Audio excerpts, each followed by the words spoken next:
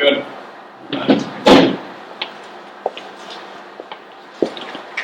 you doing? How are you? We're good. Good. Great. Good. Hi. Mark. Kansas City. Oh, yeah.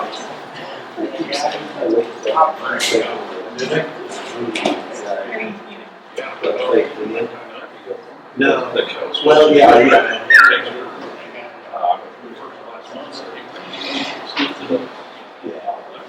No, it was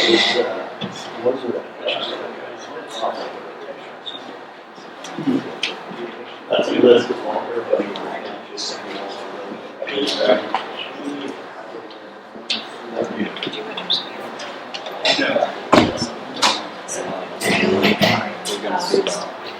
Hey guys. You get special chair. You get special chair, everybody. oh, that's you, not me. I ain't sitting there. I'll see. Very easy around the park. It's not sitting here.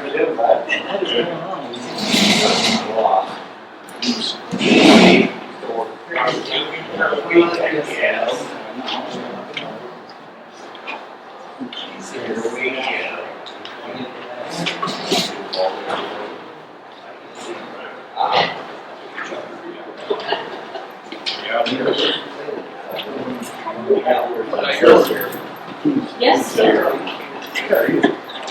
You can sit there. Somebody's got to keep me in line. You can be. I'll trade the places.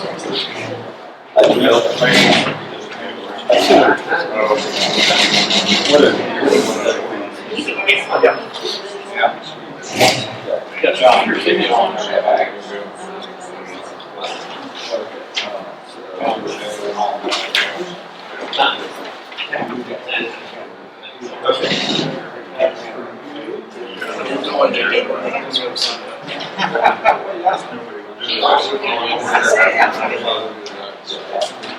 Yeah.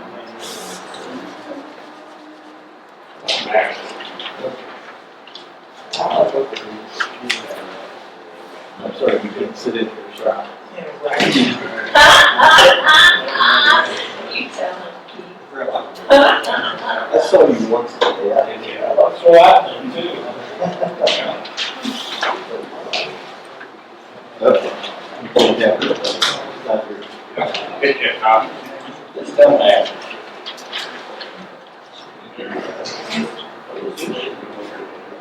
Is he coming? Yeah, okay.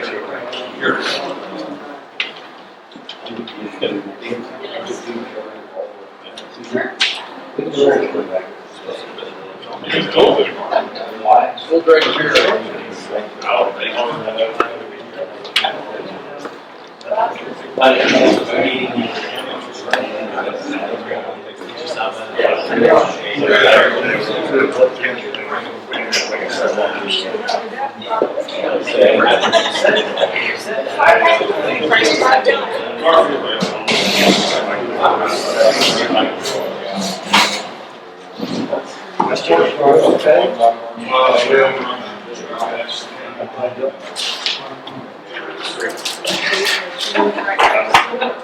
How about that? Perfect. I mean, they're not like this. No, you're good. We still got 6 minutes. Okay.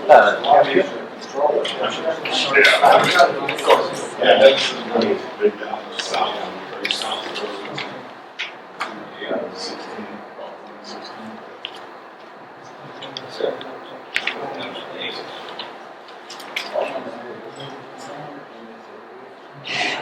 I guess, yeah, I know. Not really.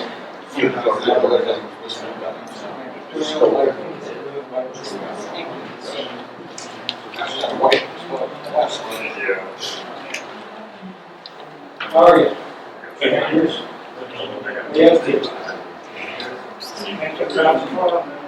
Yeah. Taking it very hard out there.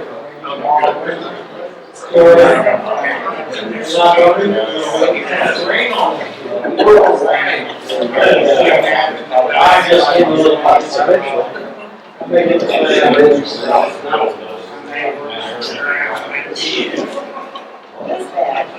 Well, it looks like you're making it sound. Well,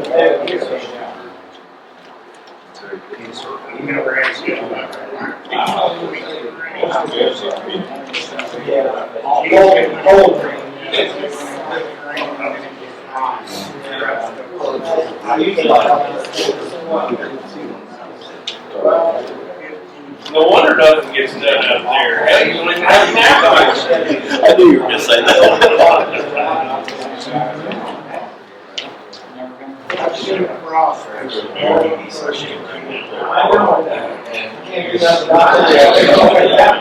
Yes.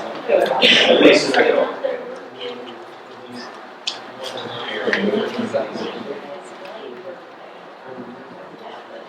You're looking for it, not reference. I will need it for my reference. What's your first name? Did you hear that? Oh, so that's the one that you're gonna have Yeah. for meetings, gotcha. I just thought that was the top. It's all right, I got it. My wife will be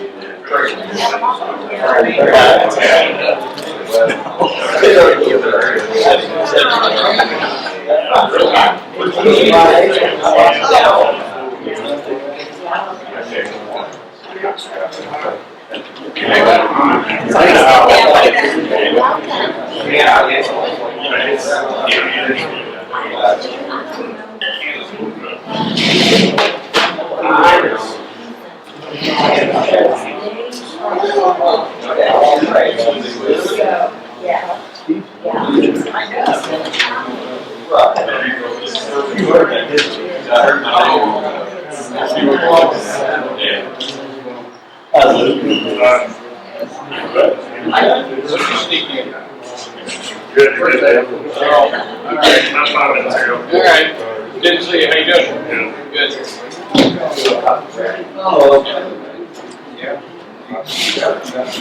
Luke?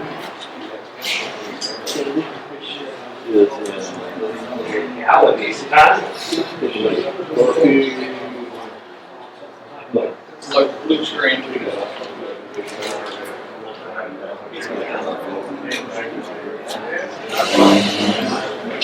You're the sole proprietor.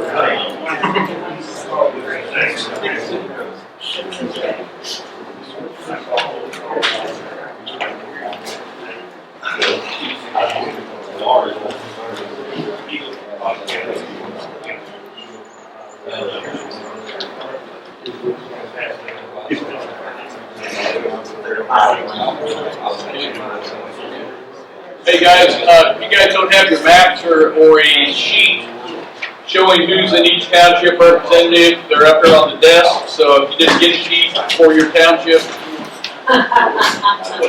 Alan, he did that on purpose. Yeah, he's right there by me. He didn't want to give it to me. He did it on purpose. I'm telling you. We're such good friends. Well, there's-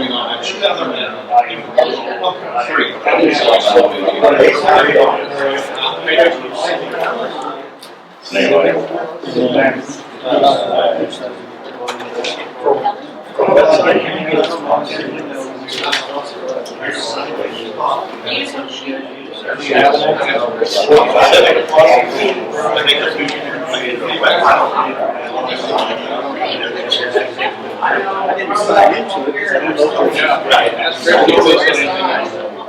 but it wouldn't be, I wouldn't have paid for us if it was.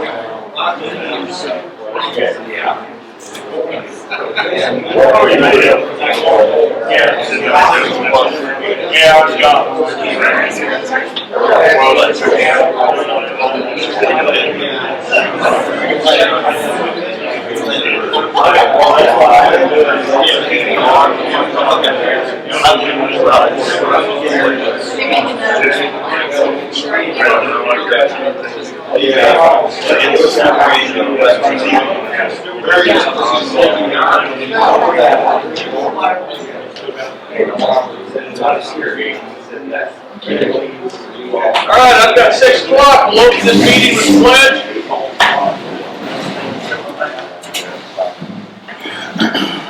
I pledge allegiance to the flag of the United States of America and to the republic for which it stands, one nation, under God, indivisible, with liberty and justice for all. Thank you. All right, first off, I want to say thank you to everybody who has volunteered to do this, and thank you for being here tonight. We really do appreciate it. Hopefully this will help us understand where you guys are coming from in your townships, and how we can help and what we can do working together to try to come up with a long-range plan to help the roads in your townships. So I'm going to guess that you and your townships have kind of talked amongst yourselves and elected a spokesman, or by consensus, spokesman. I know one of you is a spokesman because you're the only one there. So, so that kind of took the heat off you, didn't it, Luke? So anyway, what we're going to do is we're going to go down through this in alphabetic order and try to go through this. And there again, as I said before when we met, this is not about, well, I got a pothole on such and such a road, I've got this, I've got that. This is more about setting out a long-range planning for your townships. So we got, 13 of them to go through. So, if we can kind of hold, keep it on path and try to hold this down to a certain time, I think we'll do a better job getting through this. Commissioners, do you have anything else? I was just going to have the staff introduce themselves to these guys, gals, if they don't know them. So Scott Kiefauber is our Public Works Director. Joe Gardner just came on as Superintendent. Matt Fritz is in charge of our specialty crew and bridges keeps and us all in line. everything in between. So appreciate you guys being here. All right, so we'll start off with Adrian, Amber, and Tom Hoffman. Tom, go ahead. Real quick, we moved to Adrian Township about 31 years ago to own some land in a rural area, away from towns, away from industry. So there was a road and bridge operator. I believe he lived in Delia, and he did a great job. And he had very little resources. He didn't get a lot of gravel like you're doing. So I'm not complaining. So that's what I'm doing. During the spring and fall, he would hit the problematic areas immediately. The moisture was perfect. It almost looked like he worked on Saturdays, extra hours in middle of August. Well, no, but he didn't need it. So he retired about 10 years ago, and no one was maintaining Adrian and Washington Township for years, at least a couple.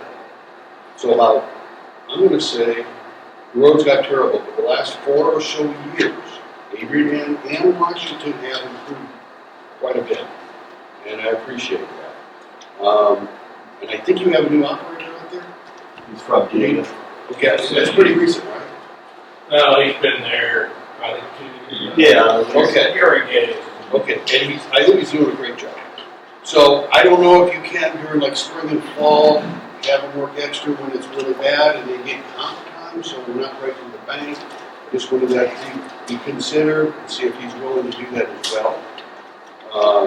There's also one small section that's labeled as minimum maintenance road on 150th, where both sides are fully maintained.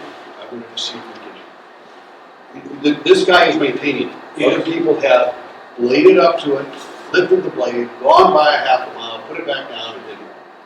And it was like, that I didn't like. Who's ever out there now has taken care of it, but I'm just saying it's still labeled as minimum maintenance. And I know it's a little narrow in a spot, maybe that's part of it. I don't care if it's narrow, or maybe it's labeled minimum maintenance with an accident. I don't know. And what's the location exactly? It's at 150th. I have it circled on the map, but it's 150th at D, running west of Howard. You know west. So you notice 150th is 100, it's 4 miles long. So you go 2 miles, and you have a half a mile of minimum maintenance, and then you have another mile and a half of maintaining.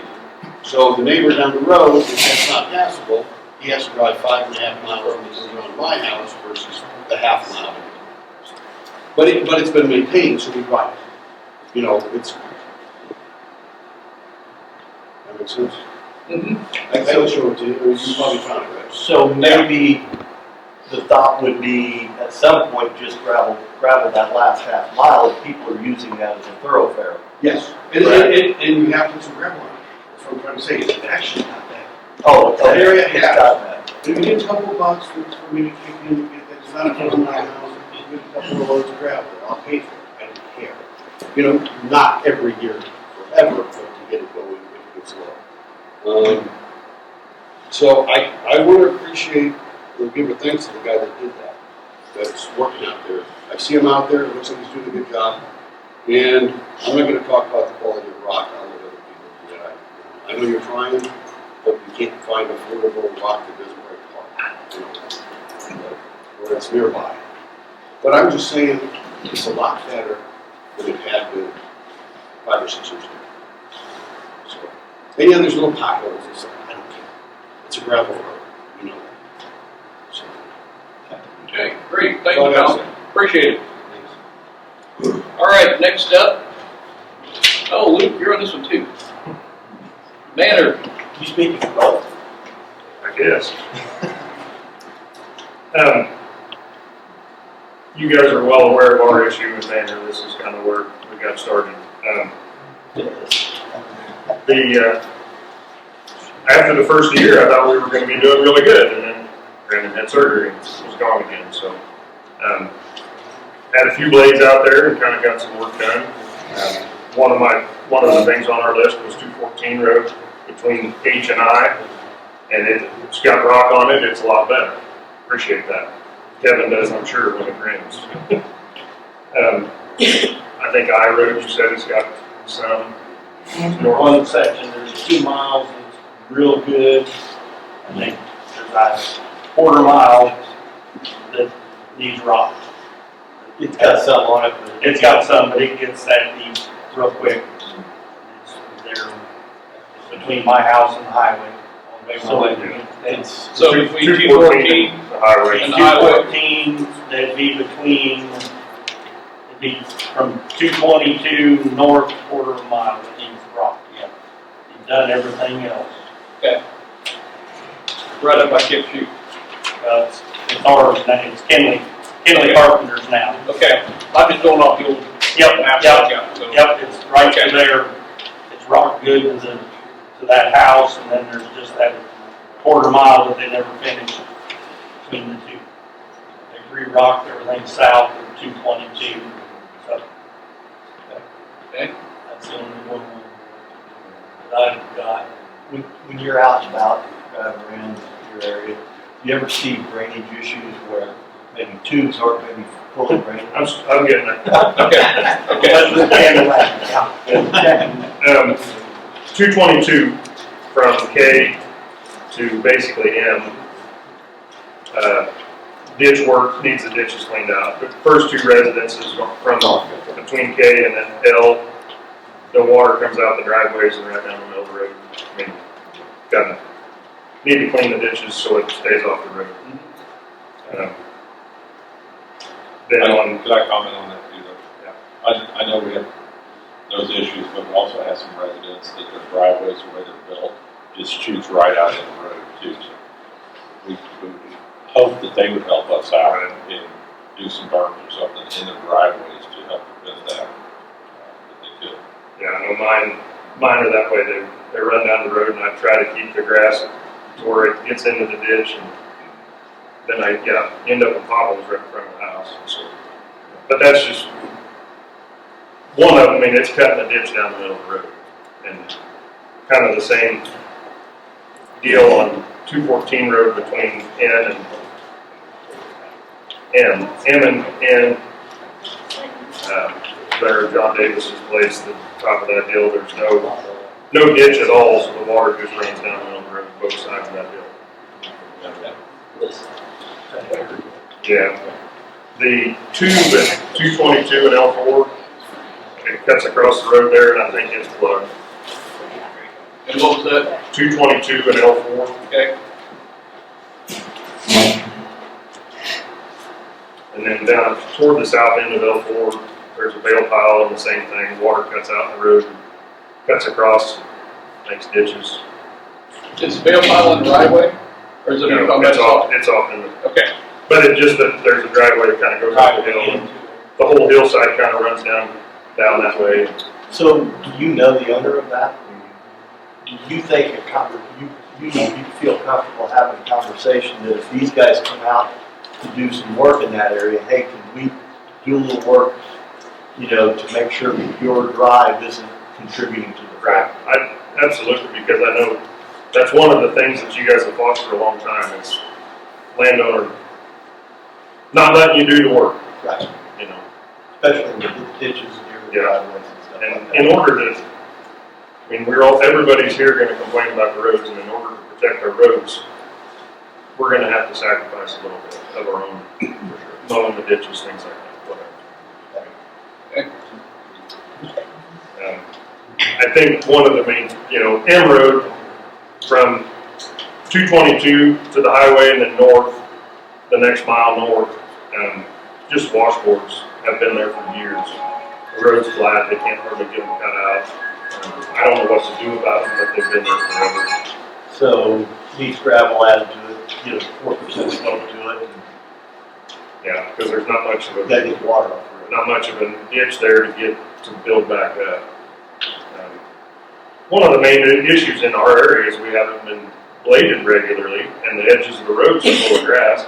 There's no material, so then when they do come in, they gotta cut something to get material, and then it takes grass and dirt. I don't know, I was just kind of curious about, the state uses a small disc when they're doing the shoulders on the highway. I know exactly what you're talking about. Would that work to chew up the edges of the roads? We actually, 3 years ago, We looked at those over in Atchison. They were kind of against it. They said it does more damage than good. Soften it up. And it also, sometimes you cut a lip along the edge of it. So It was just something. certain things I think you could use it on, but overall, I don't know if that'd be a good thing. Yeah. the road groomer though, Yes. you can get it off that edge and drag some of that back without destroying the whole edge and bringing a lot of grass, right? Yes. You've been successful using that way, Yes. if it's the right time of the year. Yeah, just rather than bringing that out in the middle of the road, chewing it up so that, Or back when you used to do it, they bring it across, like get some of that material, that grass. I get what you guys are doing now, but can we go back to the ridge in the summertime? I know some people don't like that. You've been told not to, but there's material on it. Let that stuff die for a week or two and bring it back across. Yeah, now, I mean, there's material there. Scott can speak to that. We have an operator who has been pretty successful with that, but you can kind of tell him what he's doing, time of the year. I get it in the winter time, it's a good thing, because you just throw all that gravel in the ditch, but in the summertime when that blade snow. I mean, we used to do it, see like we found material to lay across. Yep. And so many years, these guys have been told to stay out of the ditches, and it's cost the county a lot. We're trying to get back in them now and get them all cleaned out. A lot of those, we have to pull the dirt out and then actually go through with the skid steer and pick it all up because it's just too much. Grass and stuff like we talked about, once the ditches are cleared, we can come in and just scrape those, and they do take the material across and windrow it. And I don't want a windrow like this, I want a windrow like this, so he has a little bit of material to work with, and he can also get the traffic moving back from one side to the other, and then not always running that same path. So if he can get out there and do it 1 week, and then a few weeks later, move it over here. You don't have to do it all at one time. No. You can take a foot. We And tell them, that's what they're doing. we tell them to go about When 6 the inches. grass is chasing us to the center road by the end of the summer, we got a blade with it, it's overplayed. So we're trying to address things like that, and trying to work on them and do some changing as far as how the blade operators are working that, so. I know. It is a good point. There are times of the year we can do that, but there's times of the year where you can't. It just doesn't, you bring out clumps and stuff.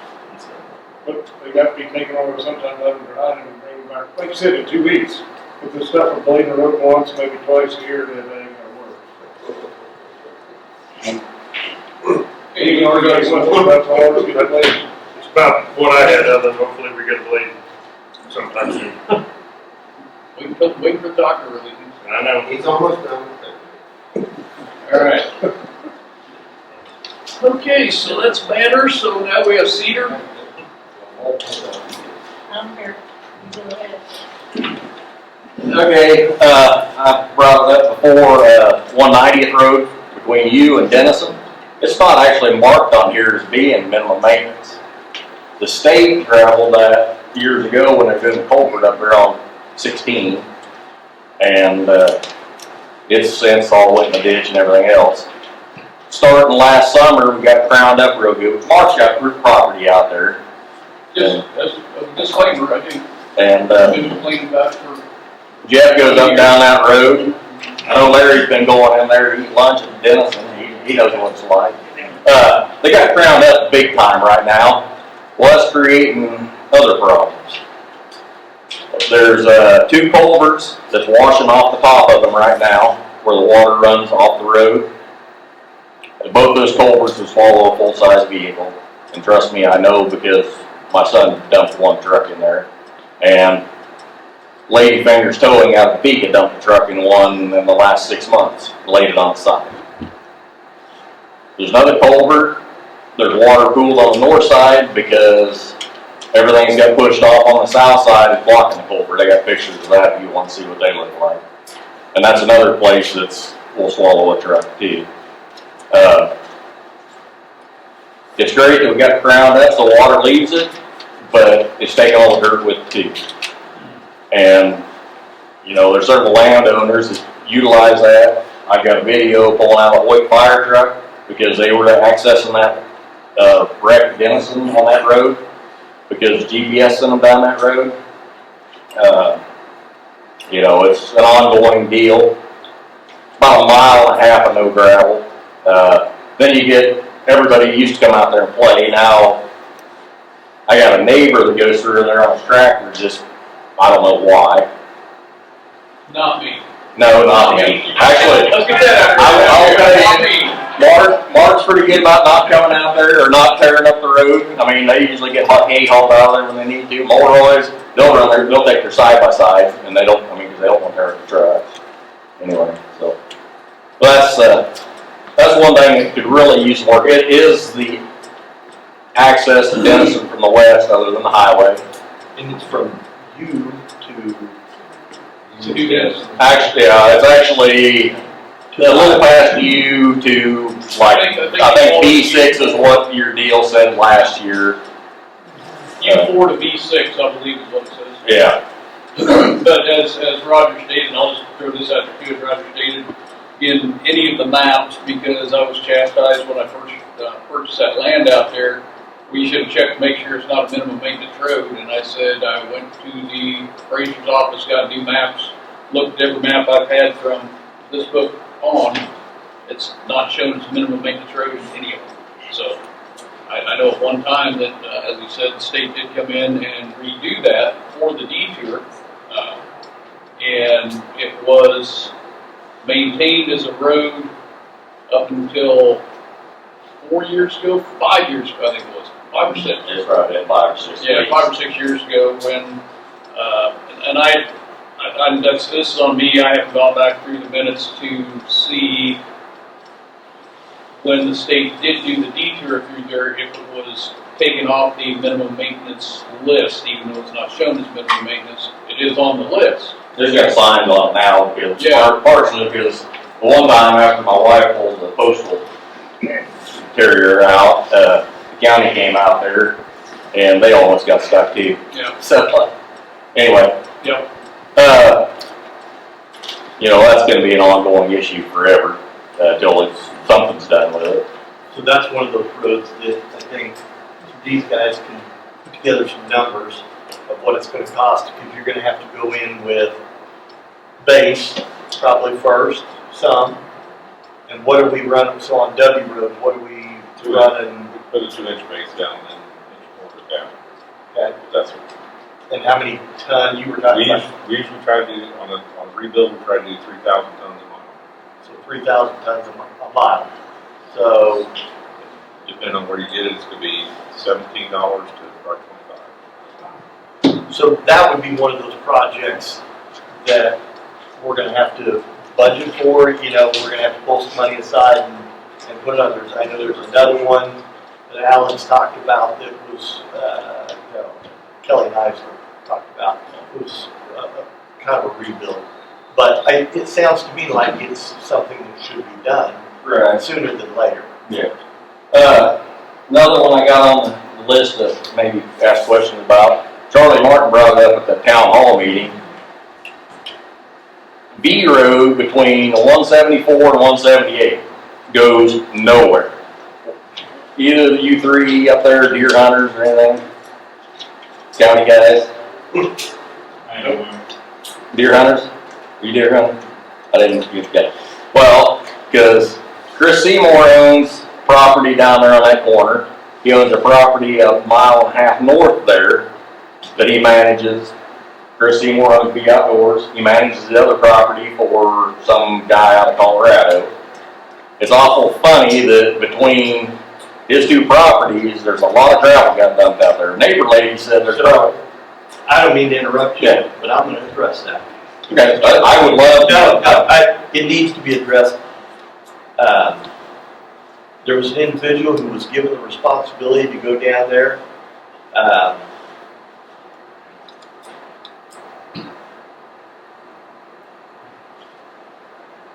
Want to say his name? Okay. He was given the responsibility to go down there with a crew as a, he was being paid extra to go down there and run a crew. And he took it upon himself to haul 24 loads of gravel down that road without permission from these gentlemen. Now, I'll tell you right now, he is no longer in that position. Okay, I would hope not. Because one of the guys who was working with the county, or works for the county, was bragging to a neighbor because, you know, Jim McCrory owns property on the east side of the road, owns property on the west side of the road. Mary Byrne Estate, she lives in Oklahoma City, owns property off the southwest corner, or southeast corner of that intersection. Chris Seymour owns the old Strong place that's on the southwest corner of that intersection, 174 and B. And that road goes nowhere. You're right. We have no idea why he spent $11,000 worth of gravel on a road that goes to nowhere. Anyway, it's a nice road. It's probably one of the best roads in the county. It's ridiculous, is what it is. Yes, it is. Very, very so. I appreciate your comments on that. And I don't know, I guess the guy was courageous to do that. Anyway. The other stuff is pretty typical. You know, a lot of the roads, you know, ditches are too deep, ditches too shallow. I know Nancy's got a list of things. Her son runs a maintainer for the county. Son-in-law. Son-in-law, I'm sorry, son-in-law. She might have a little better insight on things. She, you know, some notes about, you know, where it approaches the highway and stuff like that. But, and I won't talk about 190th forever. I'll text Mark every few days. I think though that's one of those roads that I really appreciate somebody saying, because we would never, I don't think any of us would ever realize how much the public uses that road. And it is highly traveled. And that's the kind of information. When we put our house out there, it was like, it's just down the hill. Well, actually, I own all the property there now, but it's down the hill from where my grandparents have lived since the 50s. And that was a dirt road. Not much traffic out there till you live there, and there's a lot of traffic. A lot of traffic runs up and down that road, that's right. There's a lot of traffic. There's a lot of traffic goes down that road when it's not dry too. Well, this is true. And the other thing we're getting into now, a lot of the side-by-sides that are out there, you know, those, not only that road, a lot of other roads, I mean, everywhere. But I will tell you, if you want to help your county, you should report those groups who go in multiples of 5, 6, 7, and 8 that go down those roads, they destroy them, and then we have to spend your tax dollars to put them back together. So it takes your eyes. I mean, if you go, oh, I'm not going to report them, They're neighbors. Oh, it's not. You know what I'm saying? I mean, Yeah, no, they're not neighbors. So They're there's- out of county. There's a lot of them out of county, and you know, as far as, you know, I'll tell you, my son rode his side by side over the road across the Amelia Earhart Bridge one night at midnight from south of Denison. You know, they go from wherever. I mean, you know, I was visiting with a gal, lived down southeast of Hoyt last weekend, and when she, you know, learned where I lived, and she said, well, you close to Denison? I said, yeah. I said, we're on 190 there. She said, oh, we've been through there in our buggy multiple times. And sometimes it's, you know, in all good intentions and they're just outright, but other times it's outplayed. It's not as severe as it used to be, but it's the side by side now, not the full size 4-wheel drive pickups. And, Okay, so I have, 162 from R to S. That road's gotten pretty narrow down through there. It's basically almost one lane from Rupnicki's to S Road. It used to be the old busing place. Was wanting to know if maybe we could go into the ditches there because most of it's field, and maybe widen that road a little bit. I know what you're talking about.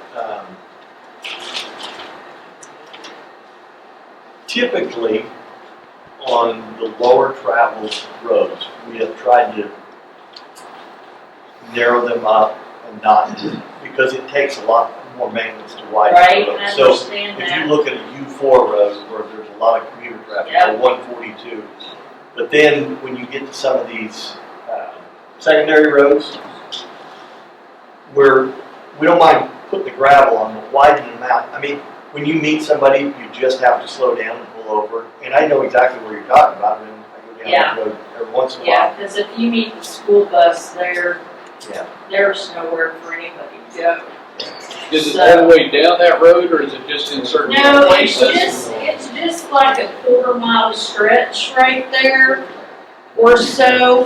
It's not all the way down, because that road starts right outside the city limits and then goes into the county, because it's chip and seal from R To the top of that hill and then. yeah, to the top of the hill where, Jeremy Wilson built their old X place. And then you come on and Is it narrow at the east end of it or at the west end of towards the east end. it? Okay. Yeah, There where you come up the hill to the T intersection. yep, right down there where Carol Ladami lives, right down there. I mean, if you could just, do a little something, because there really is not anywhere for anybody to go if you meet a school bus. That's down something Joe that can come road. down and he can take a look at it and throw a tape on it and see how wide it is. Yeah. What it looks Yeah. like. From the pavement to buses all place, you guys work in ditches and ground roads and everything. but Yeah. buses on the east, Yeah. That's where it started getting narrow. And then, 166, there from T to W, I know that it's been worked, but there needs a little bit of rock put down. Because like I told you guys that one time, there's natural springs that run down through there, and it washes the road out. Especially after it gets a heavy rain.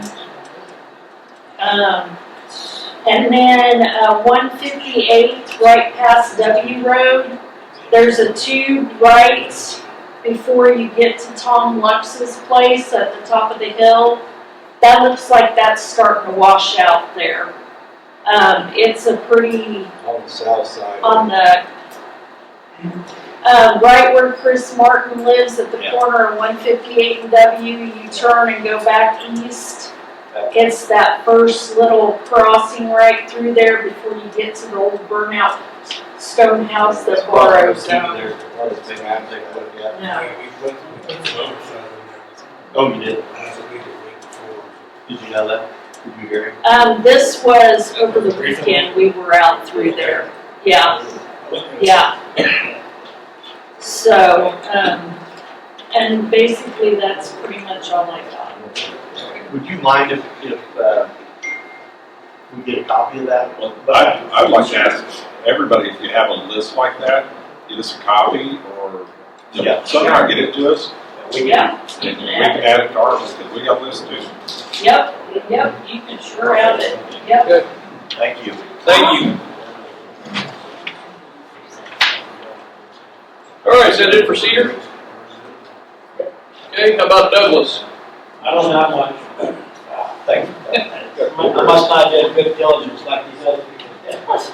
Well, my roads are pretty good actually, but, there's a couple things. So Y Road from 114th, right there where Cornelius's live, it is very, very narrow there, but it's the county line. Jeff County.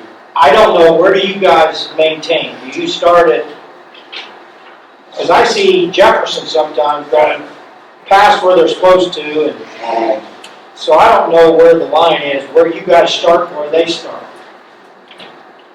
Are you 114th north, and they're 114th south? I thought we went clear down 110, 126. 120, No, yeah. So from 94 to 126? No. 126, It is just 126 don't even come through. Yeah, I think it is just 114. The 114th is the road that you guys maintain pretty good, because it's a main thoroughfare for people going into Hoyt. So, I thought it was 114, because that's when it jogs over right there, it's okay. But right there at the top of the hill, 114th, it is, I mean, I take a farm coming through there, if you meet somebody with a 12-foot disc, there's no ditch, there's nowhere for them to go. I mean, and it's right at the top, and there's cedar trees on the Jefferson County side, and there's no ditches, so the water's out in the road there. I mean, it needs some work, but I don't know what that looks like working in Jefferson County. I'd say if you did it for Jefferson County, they wouldn't care. Maybe we But they can don't check share that if it is Jeff County, we'll just have Scott call Jefferson County. Just have you call them. I call them regularly. Oh, that's Scott. What's that number? So my speed down. But we can at least check and see if it's their responsibility. I think it'd be better if Scott called them and said, hey, Okay, it's a safety issue. And then a little further up on Y Road, the water does not stay in the ditch. I know there's a lot of rock in there, but it shoots across the road right there, and North of 114? it'd be south of 122nd, quarter mile. Just, and you guys have cleaned it out before, but you don't quite get to his tube. Gene Osterman, who lives there, he's got flags flying all the time. Right there is where it crosses the road all the time. There's a lot of water runs through it. I think there's a natural spring there as well.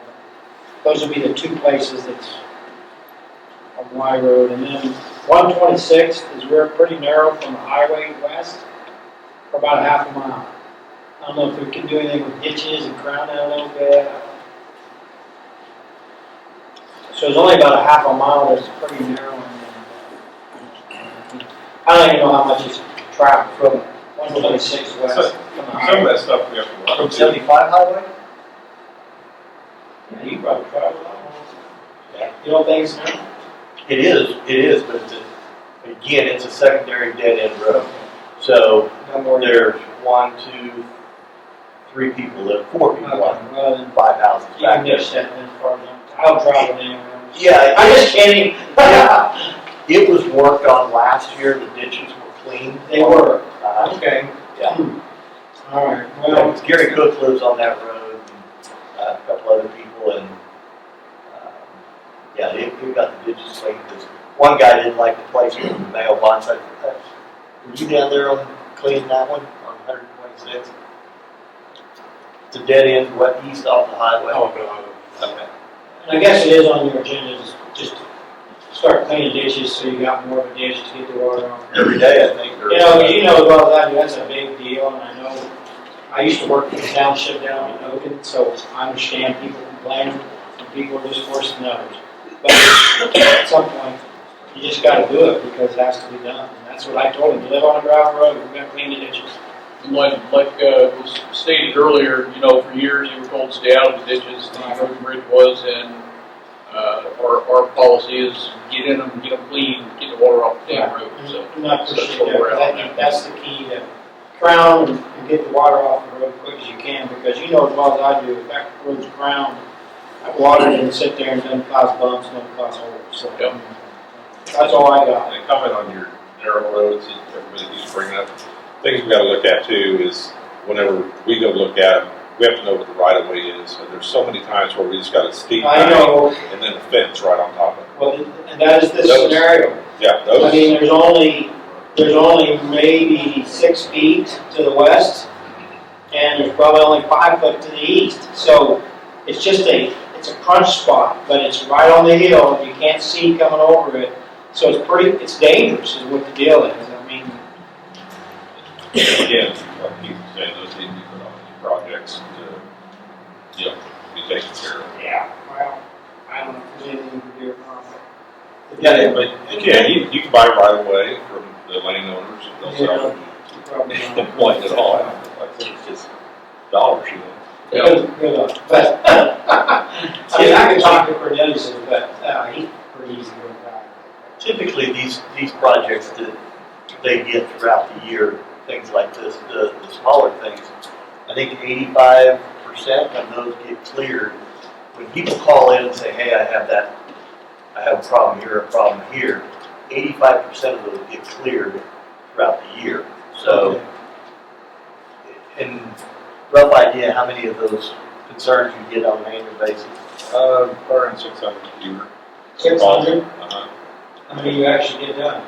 85% of them. Really? Yeah. So last year, I think we only had like 79 that hadn't been completed. So the three of us get a quarterly report, it's color coded, so we know the name, the complaint, location, and it's color coded whether it's been started, in progress, or complete. So, Just a kudos to whoever did it down on 106th Street. You guys put tube in there when that bridge was falling in. I mean, I appreciate that a lot because It's a lot wider now. oh, it's freaking ridiculous trying to get the swath across there. I mean, I don't know why you took your grader across there. That freaking thing was scary. It had holes in the bridge. So just thanks for that. I really appreciate that. I mean, it's not a road that you use a lot, but I mean, it was just really dangerous in my opinion. I appreciate you getting that. thanks, Hey, anything else for Douglas? Nope. All right, thank you. Garfield. Is there anybody here from Garfield besides me? Me. You? Okay, why don't you go ahead? Well, first of all, I'd like to say thank you to Ethan, because he is one of the best road graders we've had. Amen to that. Amen to that. And Bob Miller was our road grader, he was great, but I really want Ethan recognized. They come out by our house and build a ditch, because the water is running out on it, washing the roads out. They come out, they didn't dig the one with the V, they dug enough where the water was going to go down, and then put some gravel down. Really appreciate that. And then we built new fence.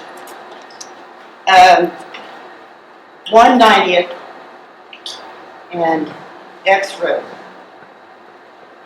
There's trees at the intersection that definitely need cut. They cannot be sprayed. They're going to have to be cut because you cannot see to the east. That's got to be cut on both sides, the north and the south side. Trees. 190th and X. Yes. X. Yeah. And then on 198 and X, there's trees where you can't see to the east, and they're come barreling down there 60 and 65 miles an hour. We got a yield sign on 198, or an X road.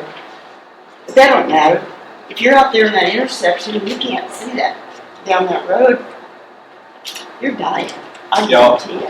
I'll vouch for it on that one. There's a sight triangulation there that's really a It's problem. dangerous. Do you feel like, what your opinion would be that it needs a stop sign instead of a yield? No. They need to cut the trees so we can see. It's just a sight. Yes. Okay, thank you. And are they in the right of way that are hanging over the right of way? It's thick on that corner, right to the road. Yes. And, I don't know how far the right of way is or what's private, I don't know. But that place, there's nobody been there for years, it's unmanaged. And you just cannot see around that corner for anything. Even if there was a stop sign there, you can't see around it. Well, I don't even know if they'd stop. They're going so fast. Northeast. Yes, Yes. the northeast corner. And they're big trees, cedar trees. They need to be cut down. Some of them were sprayed last year, and it did help, but they need cut down. I mean, it's dangerous. Them too. And then, 198. It is terrible. From 16 Highway, before you get to Denison, clear down to Z Road. It is terrible. I mean, it's worse than Washburn Avenue. Okay, so I'm showing here, Diana, that we only go to Y. That's fine, but I'm just saying. So it needs to look at here on that. That 198, you know, Ethan goes out there, does what he can with the material he's working with. He ain't got a choice, but it just goes right back to being a mud. And nothing but rough. Okay. And right up by those bins there, where the bins are Yes. on the north side. Yeah, That's all through Oots. there's, That's that's Utes here. Yep, And, Aaron Kinney's. and Kenny. And, that stretch in there is always bad. When it gets wet, it's treacherous through there. Like it needs more crust. Yeah. But they did a beautiful job just north of Edison there here a couple of years ago. Man, I mean, we redid the ditches and built all the hell out of that stuff. It was great. So, anyway, I don't know that we can wish for that all the way across there. But And then, 214, which is north of 206, needs maintained. north of 206. Yep. Yeah.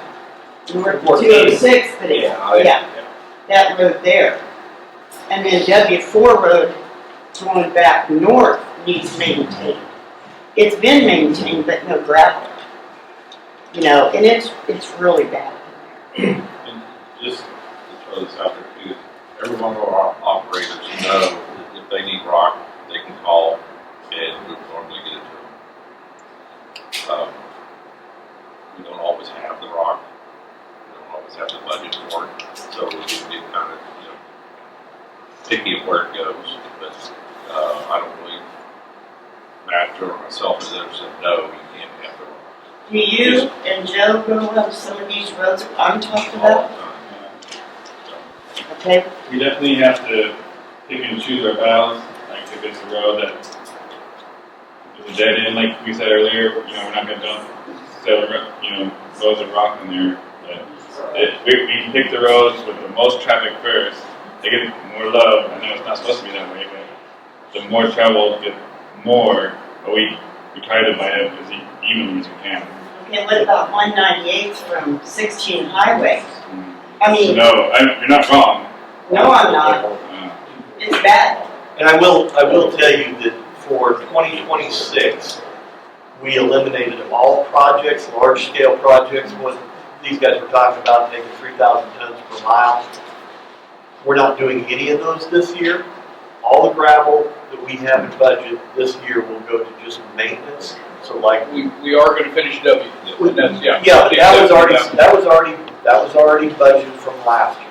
So that money was moved forward into 26 to finish W Road. But new projects, we have no new projects. So Okay, then 206 needs to be maintained, or Rock 2. You've only got from X Road to Cape Lazzar's up on the hill. You don't even have what would you say, not even a mile? Well, I don't know if it goes down to the wooden bridge or not. No, it does not. It's right after his house. Okay, so 206 between where and where? X. Keith Lassiter and the wooden bridge. We just did some dirt work over there. That was mine. Okay. That's where we built fence after you done the ditch. Alright. And that helped the water running off the road. You know, a lot of these people don't want a ditch. Hey, your taxes keep going up. Yeah. But 206, and it's not that big of a deal to do 206. Now, when you go west on 206, it's mud road. And people go down there with quads and these racing deals and tear that one completely up. I mean, they're destroying the roads, the low maintenance. They normally do it right after we just repair it. Yeah, after you graded it. And Oods has to run over there, Guinea Oods, to farm. And then they also take, over that wooden bridge. They just, man, it's terrible. I wish cops would sit out there sometime and get a lot of tickets. And usually it's the weekends, But again, DDIs, Oh, they call the sheriff. If you have those situations, just, I know, but we can't be We had a everywhere. guy, Larkburg Church, we had a guy at Civic Church, but actually took 30 minutes to get the ambulance out there and haul him off. I mean, you can call the sheriff for a kid messing around in the mud, it could be 2 days. I understand that, but if you get a description, any of that helps. So, they're going so fast through by our house that it's like, so we did a resolution that if you are convicted, you can be convicted for being on a minimum maintenance road and destroying it. So at least there's some teeth behind it. Can we enforce that? Because I just I seen it last Thursday night. No, I just seen it last Thursday night and nothing happened. I just said, we passed a resolution, the sheriff has the authority to write a hard copy ticket. I know, because we spent a lot of money on minimum maintenance, or the signs, changing the signs. And if they're not gonna write them a ticket, then. And I just said, I can't I understand, but you need to get the officers to write them a ticket. I No can't matter how old they are. I can't force the sheriff to write a ticket, or any of his officers, he's an elected official. We at least put in place what he needs to do that, that's what he told us. Okay? and then did you do So statutorily, we had to change all of those signs, Brett. What's that? Statutorily, we had to get all of those signs in place before we could put in the resolution to. Right. I understand For that, so yeah, I mean, I understand, we're but working it that costs a way. lot to re-sign everything. I know. I do know that. Yeah, so we're working that way, so that's the game plan. Diana, you had a question of what, when did we do what now? I keep it. Okay, About a year and a half ago, maybe a year ago, we finished that up. the resolution? Yeah. Yeah. We have. Joe, it's nice to meet you, I've heard that. One problem is, It's nice to meet you. Yes, yeah, and you're exactly right, that's just what Roger's saying about 190, yeah. I say my wife got in a chat battle on social media with a gal, because her Mercedes SUV was the one that, Ladyfinger's towing was out there getting towed out that one night. Ooh, Mercedes. Yeah, she actually is ex-military, works for some home renovation company, and GPS sent her that way after dark. GPS sends the ambulances out. We've actually, that's how the fire truck ended up down there too. We actually went online at work and tried to mark that as being impassable in treacherous conditions or whatever, but that doesn't. When we have issues like that, and we get information on who it was, we do send them a bill to repair the road. and they don't see when the gravel cuts it back there. No, because they're on their phone. Not the young kids, well, they might not do. I called my They're just job, going up, just saying, just that go it just blows my mind that the gravel quits. You probably should too. All right, is that all? You do Yes, sir. I just got You do need to get them trees cut, and immediately. two little things and a big thing. So, while we're driving around on these roads, we have light poles hanging out over the road. There's one up, well, I don't know, it's It's not on for W4, disputing, isn't it? but who, yeah. Yeah. I mean, we got some serious light pole issues out there. That would be Brown Atchison or Free State or. Jefferson or Free State or, yeah, that's who you would have to call. for those. That's a separate deal, that's fine. The Okay. other thing I'll just throw out here is a fun fact. So my friend Dennis Teagens was the road guy at Robinson, up in Brown County. And he, with his own money, put signs up on his low maintenance roads that said, vandals to pay a $500 minimum fine. And he put them right up below and there was a picture of a 4-wheel drive truck. I don't think you can. You know what this is? No, but. Wait, the county said you can't do that. And he says, okay, I understand they don't mean anything, but can I do it? Oh, yeah, you're paying with your own money, we don't give a damn. So, okay, so he puts these signs up all over his township. He says it worked great. It really helped to keep people out there when they found out that, oh yeah, I guess I'm not supposed to be on here with this. Huh. It's crazy enough. So anyway, I just bring that up. So if anybody knows who Dennis, give him a shout and find out if he still has it up or what's going on. But anyway, it worked great a number of years ago. Okay, so the big thing that I need to know. So unfortunately, I'm an engineer, which causes me to get a little anal about things. And we mentioned at the big meeting that we do have county standards on what these roads are supposed to look like. So I was Googling around one day, and I actually found some standards, gravel road standards, actually come out of KU. They're the legal route standards, or whatever the hell they are. LTAP, that's what it is. There's some great information in there. It tells our people how to handle all of this stuff, okay? From an engineering perspective, how to handle driveways, culverts, uphill, downhill, the whole 9 yards. How much crown, 5% plus minus for this here, ditches here and there and everything. So the question I have is if I'm driving around looking at these roads, I can bitch about it, or I can say, oh, well, we're a couple degrees off here. Look, this ditch is, I mean, it seems to me that we need to base our complaints on the standards, right? So how do we go about doing that? I mean, if the LTAP standards are the ones we're using, that's what I would like to know. I would like to go through those and try to figure out how do we turn this into an objective thing instead of a subjective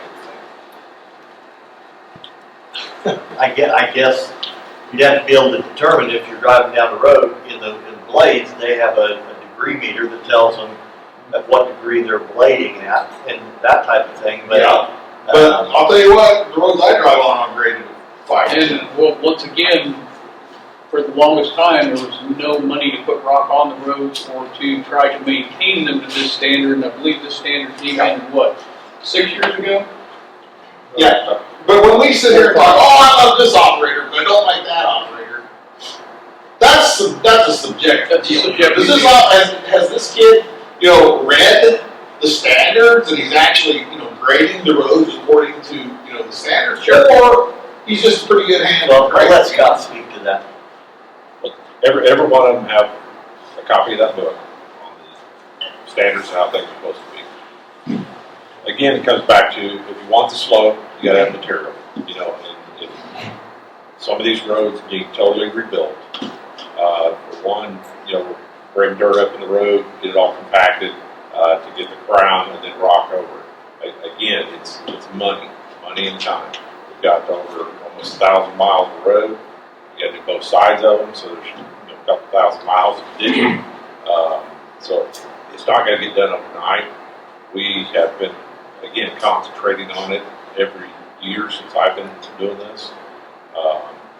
We're making progress, but again, it's and even if the guy goes and grades the road, if he doesn't have enough material to put the crown in it, he's going to have to either dig it out of the ditch or pull it off the side. Yeah.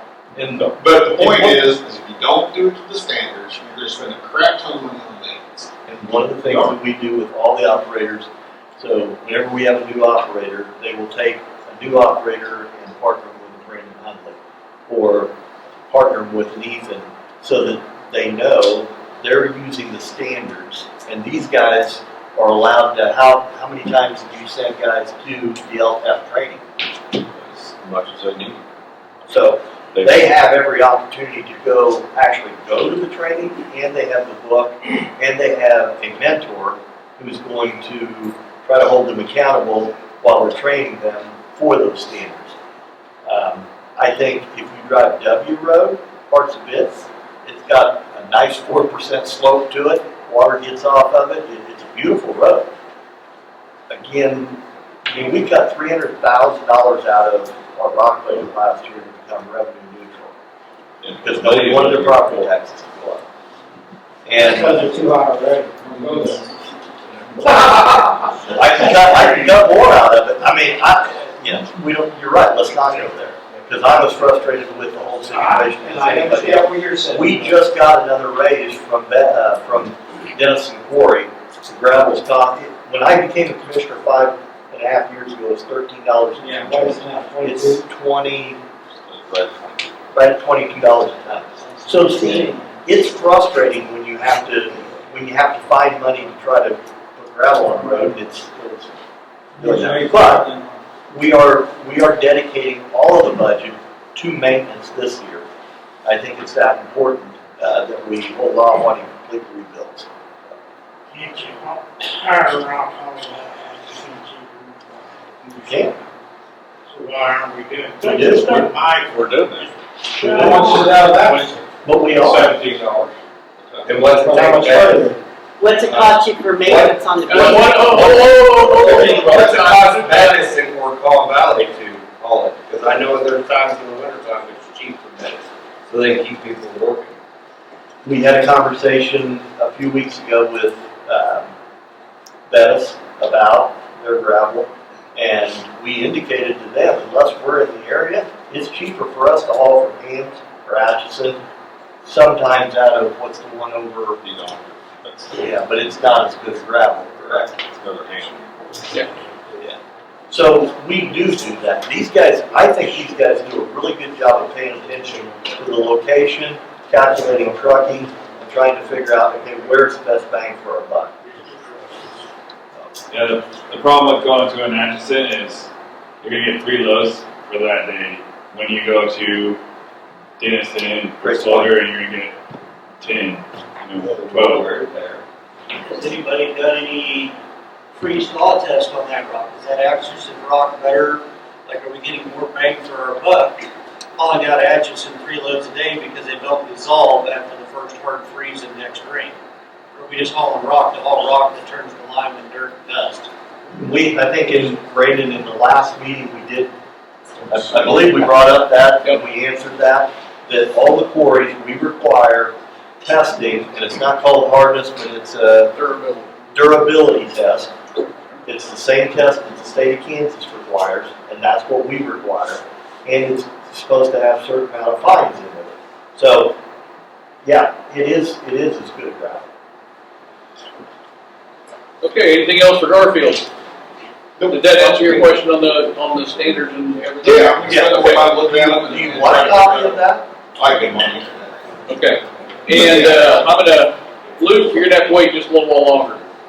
There was a misprint here on our list, so we're gonna jump to Franklin. I'm starting to see some of the problems. We don't know the alphabet.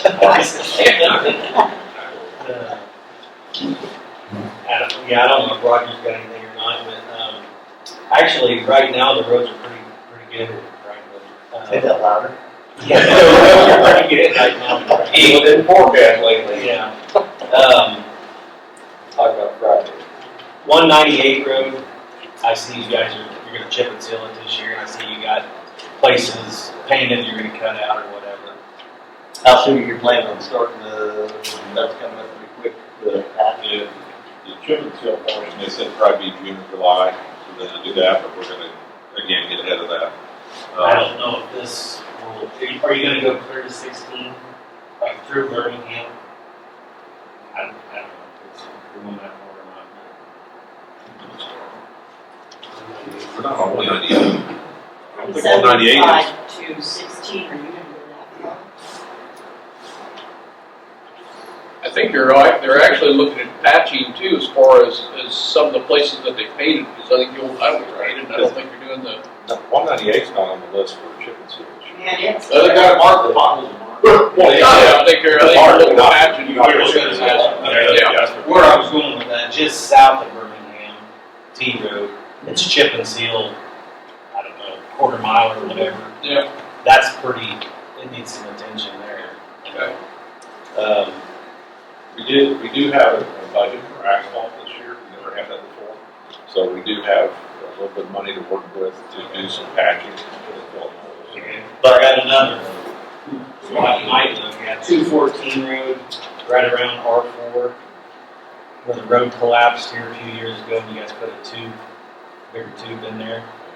It's getting bad. yeah, it's got a pretty good settlement there, so it can be built up. Everything else, I mean, 222nd Road, there's 3 or 4 box culverts from about R4 east, like right there at R4, get over by John McManigle's, Ken Teal's through there. Those always seem to be a problem area. They seem to get potholes quicker than everywhere else. I don't know. Probably because the material maybe is not as thick on top of that concrete box, I suppose. I guess they're concrete. They got the little concrete sides, unless they've had tubes under them. Right now they're pretty decent, but I know usually during the year they get really rough. What you're talking about, most of that needs the water to come off the road right there. And probably, yeah, might just The hold ditch is higher than the road right there, so that's your problem right there. So gravel needs to be put on, gravel. And that's really, I mean, I can leave my list. That's I basically, think I like that on your list. yeah, I'll be ready for copies of it. Right now they look pretty good, especially after we got probably somewhere around 2 inches of rain. Still looks good. And yeah, they held up pretty good. Go ahead. I do got something. Right east of Todd, Roland's house, you need to go down there and look that over. Well, before you can superintendent, but that needs to be addressed again. Where's that at, Russ? Straight down there on that side. Where it narrows up. It's eating into the road underneath there. We were picking up hot wires about 3 or 4 weeks ago, and it's not good. I mean, something ain't right there. Where did you say that was, Brett? 206, it's on 206, just right east of, on Dad's side. East of R4. East of R4? Yep. Okay. Yeah, that's not good. I know they fixed it, and I'll fill it in, but anyway. You might want to give that a good year. Okay. Is that it for Franklin? Yeah, most generally it just needs the ditches cleaned because a lot of the road is lower than the ditch, and that's where you find it all over the place, all over the county. So, Yeah. I know the problem, fix it. We're working on that. Question, how do you feel about, if the blade can get the ditch and roll some of that up on the bank, come back after it's dried out, spread that out? How do you? I'd rather be in the middle of the road. No, because when I worked for the county, they made us do that, and that was, how do you mow? You know, and then you have trees growing up in there, how do you take care of that? Yeah, I mean, ideally you go back and you feather it out, but. Well, you can't go that, because you're doing something else, so it's, you know, what you need to do is pick it up and make the ditch. Don't leave all that grass in there so it decomposes, put actual rock on there. It's a costly thing, but it needs to be done. Time consuming, it takes manpower and trucks, and there's a lot of it to be done. Okay, thanks, I appreciate that. And I see some, we've lost some people throughout the evening, so I'm going to throw this out here too right now for the folks that are still here, and we'll contact the ones that have left. We have the list here of mainly phone numbers and email addresses, and this was addressed to me by one of my constituents who is sitting here tonight. Do we have your permission to put on our website your name, email address, and phone number so folks can get, in your townships, can get a hold of you? So, I mean, how else are they going to get a hold of you if you are their representative on this board? It doesn't have a state email. It doesn't hurt to know. I said, I brought up the question because I'm not just gonna drive around and guess what needs to be fixed. I appreciate that. You don't have my phone number. Okay. Yeah, I'm fine. So if I'm anybody fine with objects- mine. I can't speak for Roger, but I'm fine with Franklin. My cell phone does not work where we, So email would be okay. I do not have email and I Would don't email let be email. okay? So in other words, no. That's fine, I don't want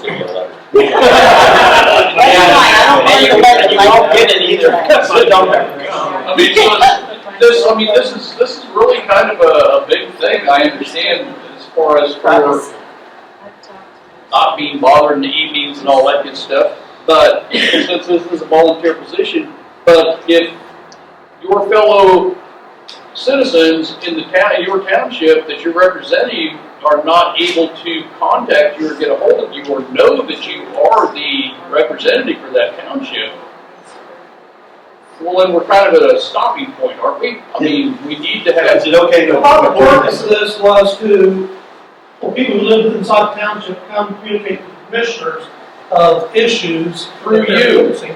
Well, yeah, but, I mean, that's part of your guys' role. Sure. That is my personal opinion. I mean, I really don't have a problem with it, but what I'm trying to allude here is, I don't want to become a pissing post. People get pissed off, they're contacting me, we be coming here and bitching to you. I think if the people have an issue with the roads, I mean, we've got a road and bridge department, we have commissioners, that's who they should voice their concerns to, the road and bridge guys, individuals first. You're exactly right, Chief. For their day-to-day, for their day-to-day bitches. You are exactly right. That is who they should go to, is to us, Road and Bridge, to try to get those addressed, try to get those taken care of. But this group here is a long-term planning for the townships so that you guys can talk to your constituents in the townships and bring their ideas and your ideas back to us for a long-range planning that we can try to then sit down and say, okay, well, let's see, this here in Adrian is a hot commodity. We need to address that. Probably needs to be put at the top of the list. And down here in Jefferson, well, that could go down a ways a little because it's not quite as hot. That is what the whole deal here is. This is not supposed to be like I stated in the smaller meetings, a session where you come in and say, I've got a pothole in front of this driveway, I've got a pothole over on this one. This is supposed to be a long-term planning session so that we can start addressing some of the major concerns in the county from the people in your townships that you're representing. Shane, would you be okay if we just put your name in there? I'd be fine with my name, I'd be fine with my phone number. My point being is, I don't want to see us turn into I don't either. I do agree with you. I thought that was the purpose of the whole organization, was the long-term vision of the township of things that need to be addressed as the maintenance issues. Yep. Such as a bridge or a road particular or whatever. But I mean, that was what I interpreted. And you interpreted correctly. If I could, I mean, I originated this conversation a long time ago. My point was, at that time, with all due respect, our township was neglected. And you hear in the meetings that, somebody got a phone call and it didn't get followed up on. I was elected trustee of our township. I chose to say, I'll be the guy, call me, I'll talk to the commissioners, take a little bit of pressure off of the commissioners so that we can make our township better, and they don't, because they'll get a phone call one week, they'll talk to Scott about it, and then the next week they get 5 more phone calls.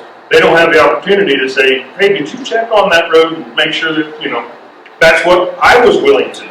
So I know some of you may not be willing to do that, but that's why I started this conversation, was because I wanted. If we're gonna do that, I would suggest doing it more than just once every quarter.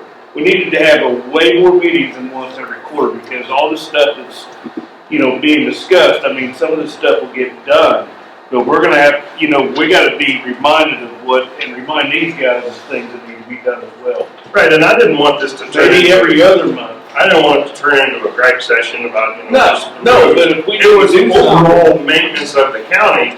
Safety issues. Is that we have more hands on deck rather than just the 3 commissioners. It's a lot for them to take on.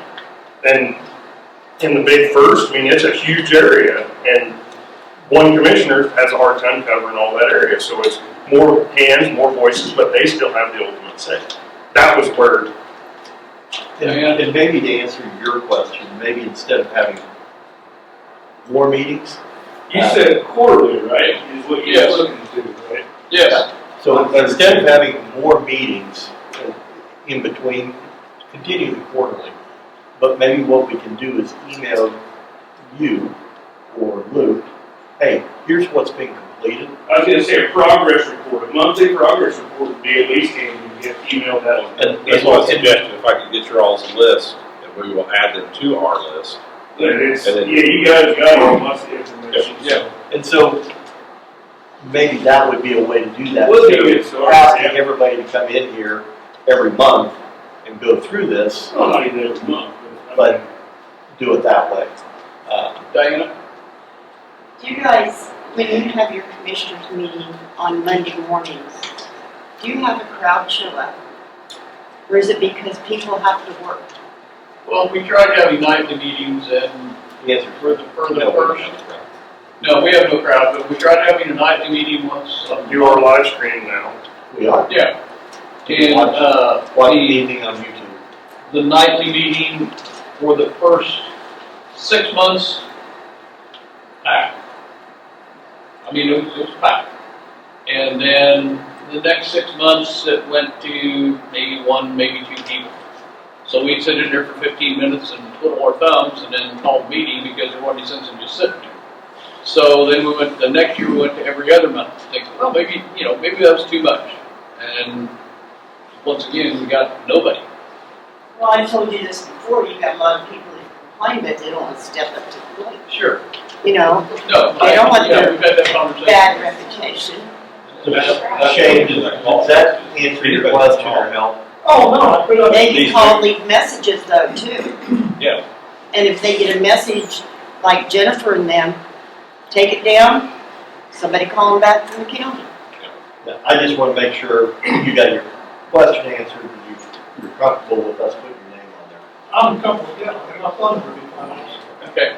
I'd like to say, I just want to make sure with everybody, because that way, if whoever's looking in Liberty doesn't know to contact you or Justin or Bruce, then, or me, then, we're kind of defeating the purpose. So I do appreciate it. I do appreciate you guys, like I said, at the start of the meeting, taking the time to do this. So, all right, if there's anything else from Franklin, if there's nothing, we'll go on to Grant. We'll get back into alphabetical order. I don't really have anything to speak of. There was nobody that represented. I was willing to be the liaison. If I have some people I'll talk to try to say, hey, you interested in being a part of this? It did, since I get the new opportunity to speak, I did have a question about what we talked about earlier. Like on a driveway that washes out into the roads, do you have or can you, or able to go out into that person? If someone doesn't have the means to scrape their yard, that first 50 feet or whatever, and you said that driveway, your bank needs to be cut down so we can get your water into the ditch, can you help them out by going out there a little bit farther off the right of way and cleaning out, Well, yeah, if we're already there, we'll help them out, but we gotta talk to them. Right. Some people really But there's some people that you might go to and they say, well, I don't have a tractor, I don't have a way to do that. Okay, we'll let that. I know. It'll get done right. A lot of times, if we're in the area, people will stop us and say, hey, while you're here, can you? And I'm fine with that too. Because if it benefits the county by not having water come out, and they don't mind us getting in their yard a little bit, to be honest. I know out by the cemetery out here somewhere, we did something like that, and it really benefited the county, because water won't come out. I mean, that's the instances that I've said on 2.2. And sometimes where you all, if we're having an issue with an individual in your area, and they won't let us, or they're just throwing a fit over it, we might reach out to you and go, hey, is this a neighbor of yours that you can have a conversation with and kind of help them understand what we're trying to do? Sometimes when it comes from a Luke or or a Steve or somebody like that who's a neighbor, it's a little different than when it's coming from the county, somebody that works for the county. So that may help too. Okay. Jefferson. I did a subjective rating on the roads. A couple weeks driving them in the evenings after work. And I'll email this over to you, Scott. What I put together, but I did talk to a couple people. Aaron Watkins, he has a lot of cattle in that area, and then David Allen, the banker, visited with him. I kind of put a little package together. Front page, basically, I went through and just kind of graded the roads from what common sense. Cause I ran a grader for 20 years in Econ County, so I know what a windrow is. Yes, there's none here. And basically rated the roads, and I kind of went through. And you kind of looked at that, so I'm not going to waste your time reading that. It's all right there. I did notice on the map there's some errors.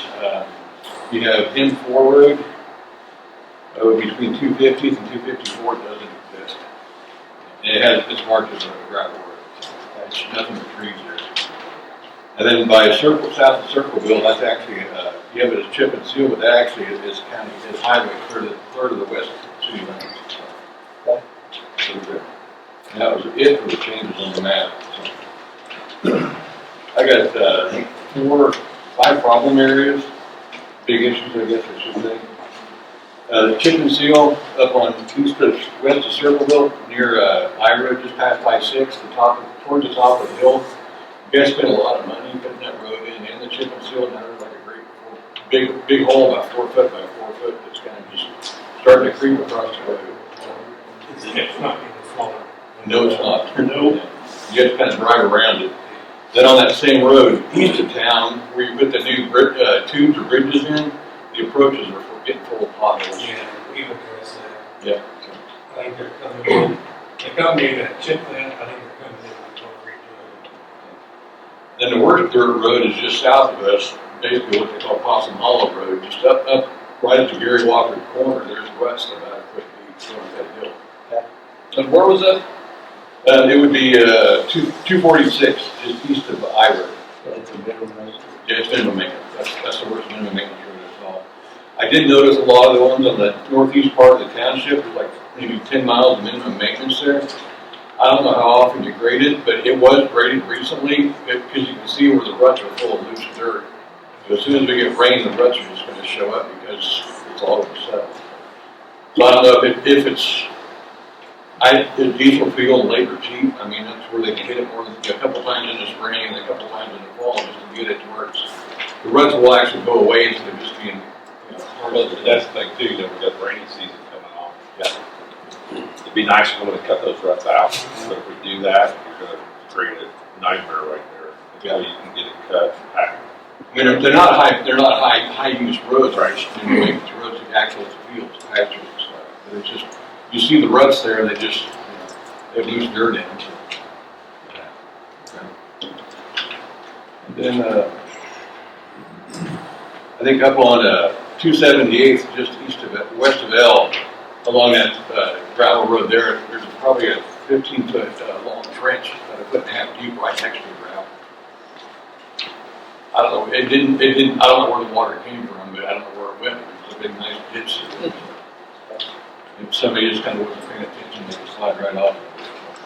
Was that over by handicap? But Was it by handicap? I'm guessing. I'm not sure. I don't know many people in that area. Then the last part is you guys wanted to do like a priority list, and we have a lot of north and south roads that have a lot of rock on them. And I can tell there's a lot of traffic. For example, like you have H Road, probably all the way from the parallel down to 16, it's probably in good shape. Because there's a lot of traffic there. I Road from 254 north. And then you have K Road from Circleville north to parallel. That one I see gets a lot of high-speed traffic because there's no rock left, there's no dust, there's just a lot of waves. And I don't know, maybe that needs to somehow slow down in order for the rock to stay on there. And then you go over to Enro, and that one goes in nice shape all the way up to the parallel. There's very little that goes east and west, and that's why 254 is so critical. I mean, and that's why it was chip and sealed most of the way. But that last mile of 254 between H and I, it's just been completely forgotten. There's not any, there's a lot of rock, a lot of mud on it, basically, to gravel road. And that's the road everybody takes to go to Soldier, coming through that area. So most people, if they're coming from the south, will end up hitting those, HI or K and come on south, hit 254 and then go over a circle wheel and down into Oregon 4, 254 through 75. But overall, I'd say the gravel roads are in decent shape. There's a nice, most of them have a nice layer, a little layer of rock on them. There is no windrow, just a few roads have a small windrow. And what's going to happen is unless we get rock on them, by fall, it's all going to be gone. And then they're going to be over there almost all fall. Okay. Other than that, there's not much. They're in pretty good shape. All right, thank you. All right, Liberty. So, I mean, one of the issues is, that I've noticed, at least within Liberty Township, those intersections between, from 75 Highway going over to Q4 Road, Old 75, 262nd and 246, where the stop signs are, 262nd, you got school bus traffic. They always seem to get really washboard, really bad. The ditch at Q4, I think it's got Q4 and 262nd, they're on the north side. That water's not draining. I don't know if that tube's not orange enough at that intersection. But a lot of times water will be ponding back up onto the road. The ditch probably do rework, but I think it's probably an issue with the tube not getting enough water away. It's draining. There's not some lead hold area through there anyhow. But that banister there at 262nd on the east side of Q4, you got a lot of large trucks that turn that intersection. That banister's been hit a couple different times. I don't know why we just can't put a tube in there to alleviate a truck getting hung up on it. That's a future project. So I know on P Road, north 254th, you guys just put a new tube in.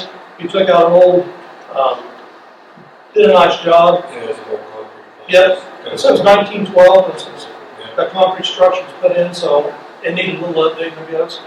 But there's several of those within the township. I don't know how the durability of them are, but they did a nice job installing it.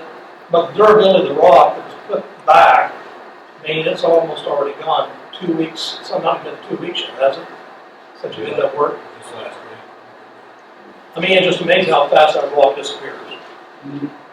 But I guess, I thought the purpose of this was longer term visions, but I wish there was some way they could figure out how to, chip and seal or asphalt Q Road from basically north of Holton up to Jackson Heights.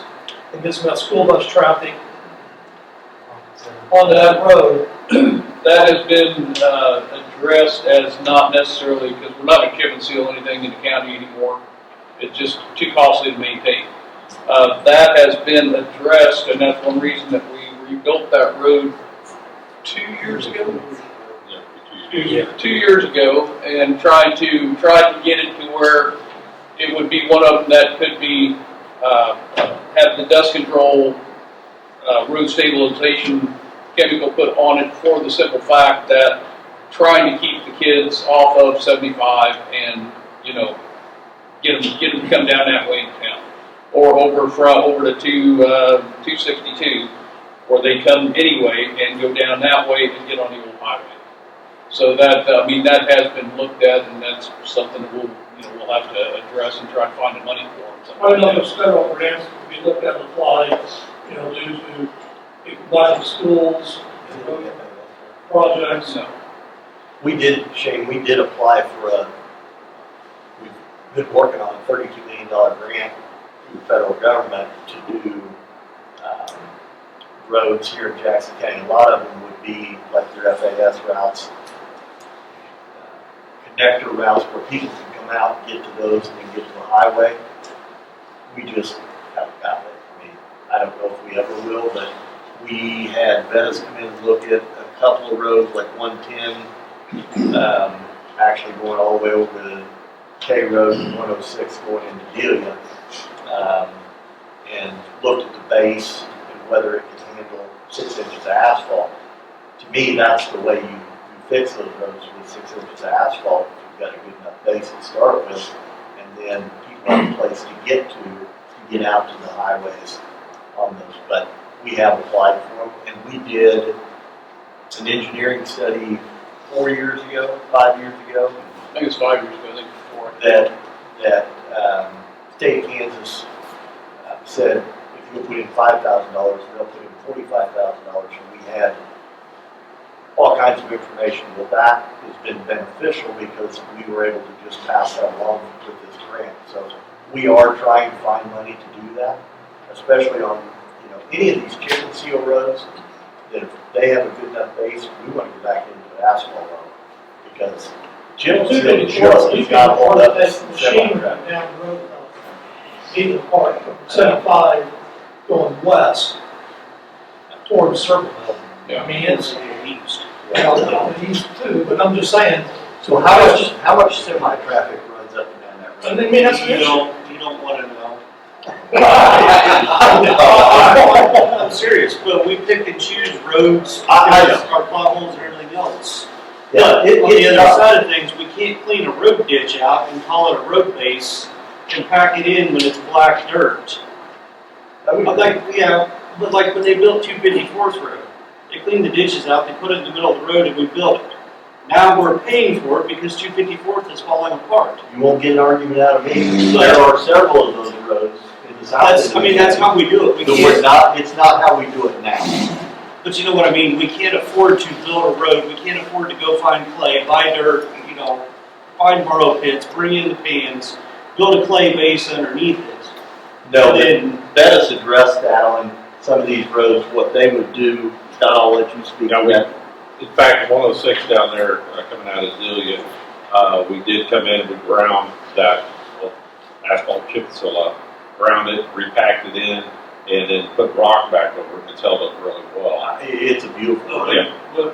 But 5 years ago, we redid 254th east of the old highway with the same reclamation deal, and we incorporated the line from them guys out of Arkansas. We brought the fly ash up. We don't have a base in it. It's falling back apart again because the base underneath is no good. One reason they screwed that up is because they didn't crown it correctly. It's crowned in the middle of the road, not, it's an inverted crown. Well, and They didn't travel crown a it lot of correctly. these roads, and like you guys are talking about, building these roads, putting this dust control stuff on them and leaving them, and that works. But like 254th Road east of T Road, when you go drive it, the amount of trucks that's done it, it's got truck ruts on either side, and the water cannot get to the shoulders. And we just redid that road 3 years ago, and our shoulders are fell apart. We have truck ruts before they even get the water off. That's supposed to be every spring. Any of the ones that are dust control roads, like the haul right out of the quarry and everything else, are supposed to be scarified, recrowned, if they need rock in places, done. And I don't believe that was done correctly last year. Like right now, I don't know, I haven't seen any rock trucks running on 4th Road, but I know they've been running down it. Going it up don't sound the- like any of the blades have been following behind it. I mean, if you're gonna haul 3,000 ton of gravel per mile on that, how come we don't have a blade crew maintaining that road while them guys are packing it so we can find the bad spots? They're using rollers to roll them. Yeah, but I mean, No, if we're gonna haul 3,000. Is he I'm talking talking about about on 254, not on W. Oh. Going up to W, that. And this is getting outside of my Yeah, area, way up. that's just what I've seen with them driving. But then like 238 Road, in the bottom down there, about the first mile east of 238 Road, we have no ditches, and that's a wet spot down through there, and it creates problems. And then 262 Road, within a couple hundred yards just west of the old highway, headed over to the new highway, same deal, a couple of spots that if we can work on the ditches and get a little rock, because the school buses do utilize that road. If we can do some things to maintain it, maybe with the traffic that's on it, it'll help make it better for you. Mark Long Range, Yes. we've got, and you guys kind of addressed it, but I think Scott did a good job getting the shoulder filled down on Q4. They hadn't been touching it long since Ed Bruns was the last guy he was the road guy, cleaned them shoulders off, get it down where the water would find the ditches. Maybe a little bit too late because the road is getting pretty bad, you know that as well as I do. 254 road needs that done to it really bad.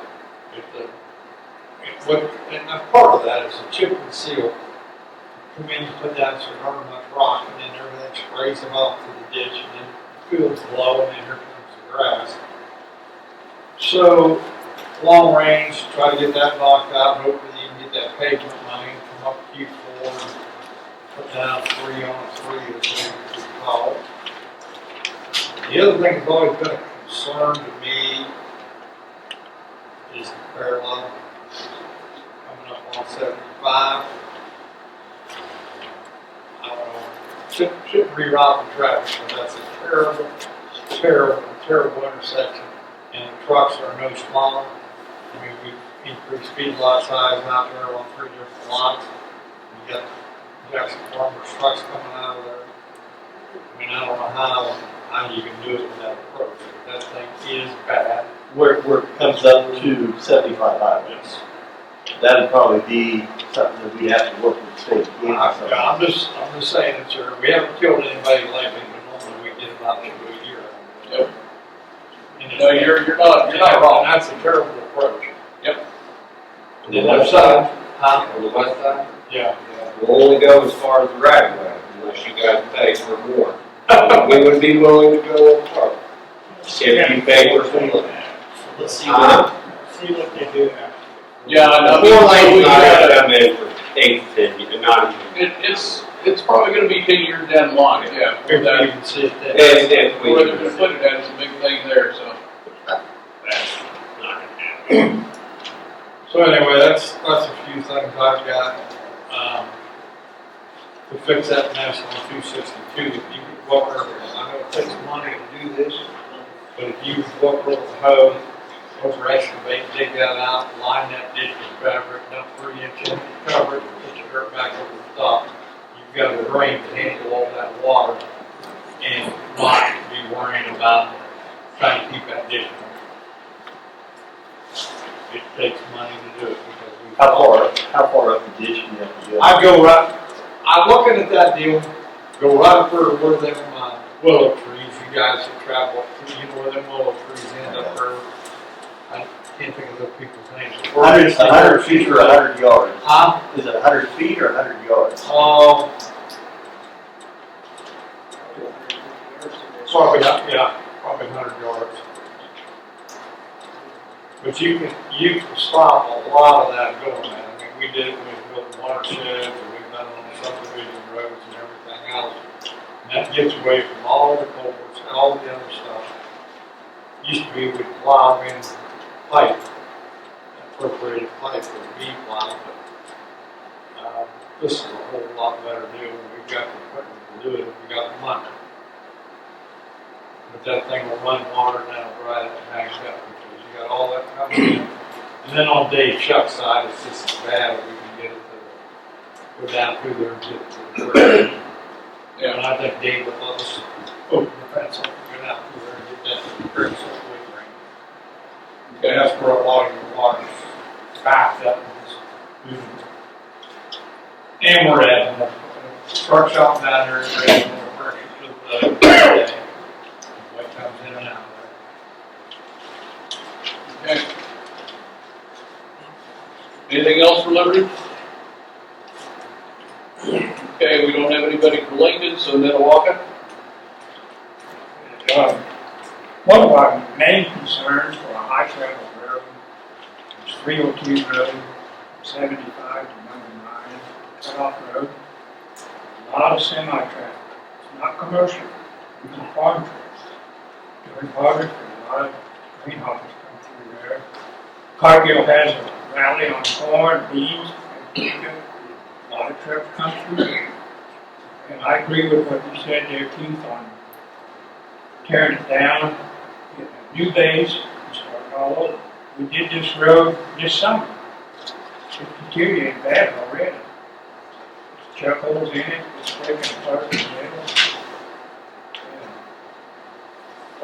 chip and seal's not the answer. It is not. That, I mean, I'm just gonna be, that was a waste of money. We chip and seal that, and it had potholes in it when they put oil on it. And guess what? A week later, the potholes are right back. I mean, I myself would like to see it tore up, grind it up, work on it, keep it, it's better off the gravel road than it is. It'd be better with gravel road right now. It's our only chip and seal on our whole township. I mean, That's what we did over Delia, and it turned out phenomenal. But you watch people come down in cars and like this. Shane, you live on Circle Road, I'd live if I was you. But this is identical to it. Yeah, I agree with you. There are some of the chip and seals they bring in, it looks like a giant road killer. And they just chew it up, they use sheep's foot, they wet it, they roll it. Can we experiment on miles, see how it works? We know how it works over on. It's the shortest route, I think, in Jackson County, chip and seal. It's the what? The shortest route. The shortest. Not And it's really one of the most heavily traveled ones too, for everything. So it's 303 to 302 between 75 and number 302. Right there where Croatsing used to be. And it's your responsibility coming in and not walking to the city limit there. So for 3 years ago, I mean, it's just bad. Yeah. But to answer your question, yes, if you feel like the majority of the people in your area would like to have that tore up, it won't happen this year because it's not the budget, but that's one of those long-range things that I think it's a great idea. I use it a lot. I'd be game for, let's experiment something, because we have nothing idea. I mean, people use it, but it's terrible. You can't fix a chip and seal road. I've seen them. That's one of the things where if you ground it up and then asphalt it over that one, that's mine. Yeah. Grind it up, do your It's thing short for stretch. a few years, get the soft spots out of it. In Wisconsin, I've seen them take a road like that, mill it up, till midnight, and then where the shavings, they said, come back, roll it, go to the I agree. Okay, so that's kind of a long-term hope, maybe to fix that one, and then a little jump in, and then we're gonna walk there, but. As an experiment, this Yeah. is not a demand, we're suggesting. No, I think that's a good suggestion. I like those kind of ideas because those are things that we can plan for. And we've already got experience with it. Like I said, we did that over at, on 106 Road. It turned out really good.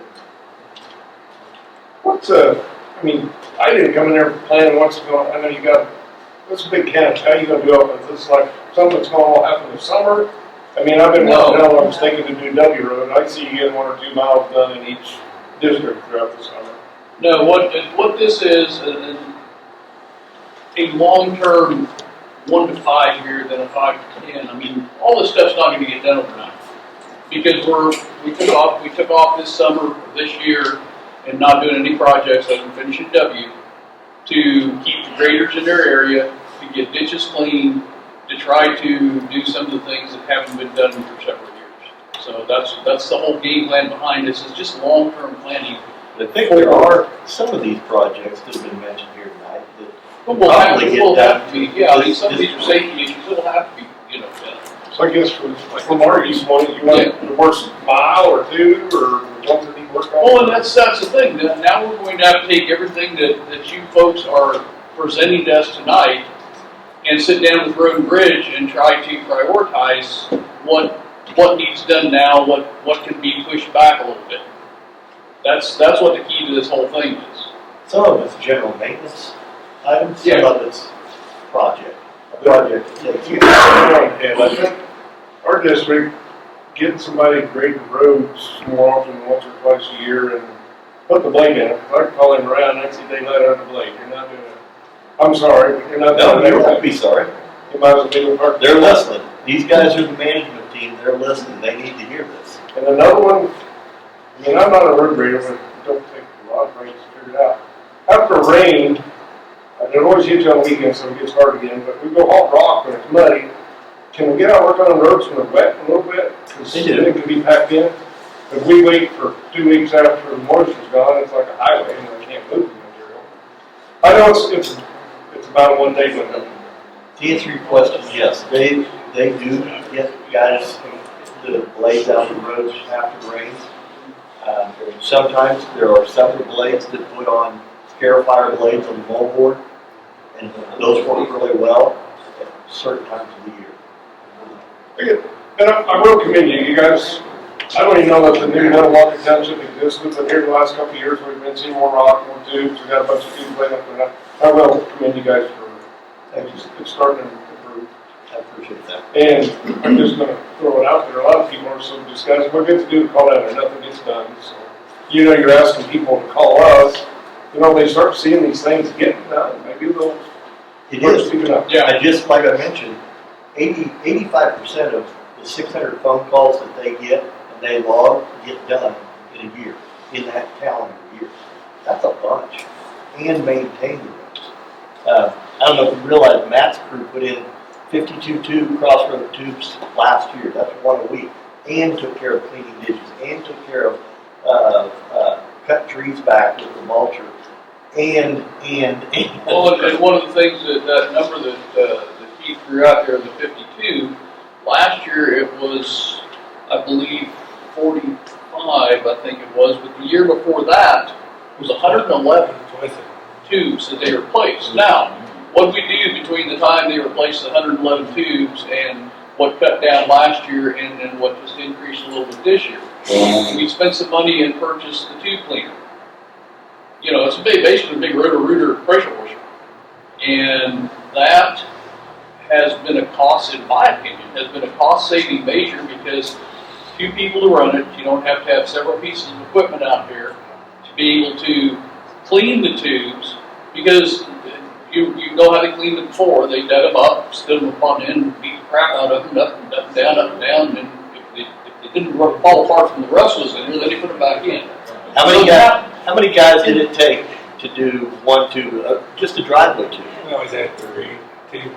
And it took 5 hours? 3 pieces of equipment, trucks. So we're trying to do a cost savings, so they can do 3 tubes a day in the time that it took them to do 1 tube before. And for replacement. There are guys, there are some things that we're trying to do there. Then you go clean the ditches out and make the roads nice, and first thing to do is the new tubes are full of dirt, because there's nothing in that ditch. But anyway, you got some roads to kind of hit on for now. We'd like to see, T Road, T's and Tom, from Highway 9, 334, the Brown County line. It's kind of the main traveled road going to 20 Highway from number 9. Quite a bit of traffic on that road. And S Road from Highway 9, 334. That's a school bus route. 2 school buses run that route every day.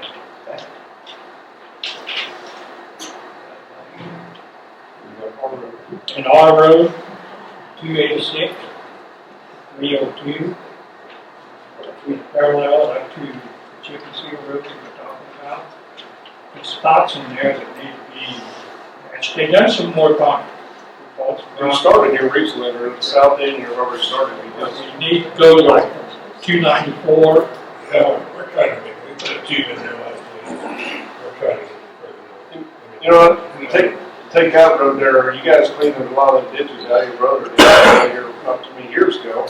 But we haven't kept the road built up, and we're about back where we were, you know, we spent that time doing the ditches, and just, I know it's gravel, short supply. Well, so So we're working on it, just keep going more. yeah. North Road's been neglected for a long time. And then the parallel. Seriously, that's. The parallel's a disaster from one end of the county to the other, I don't know, it's just a total mess.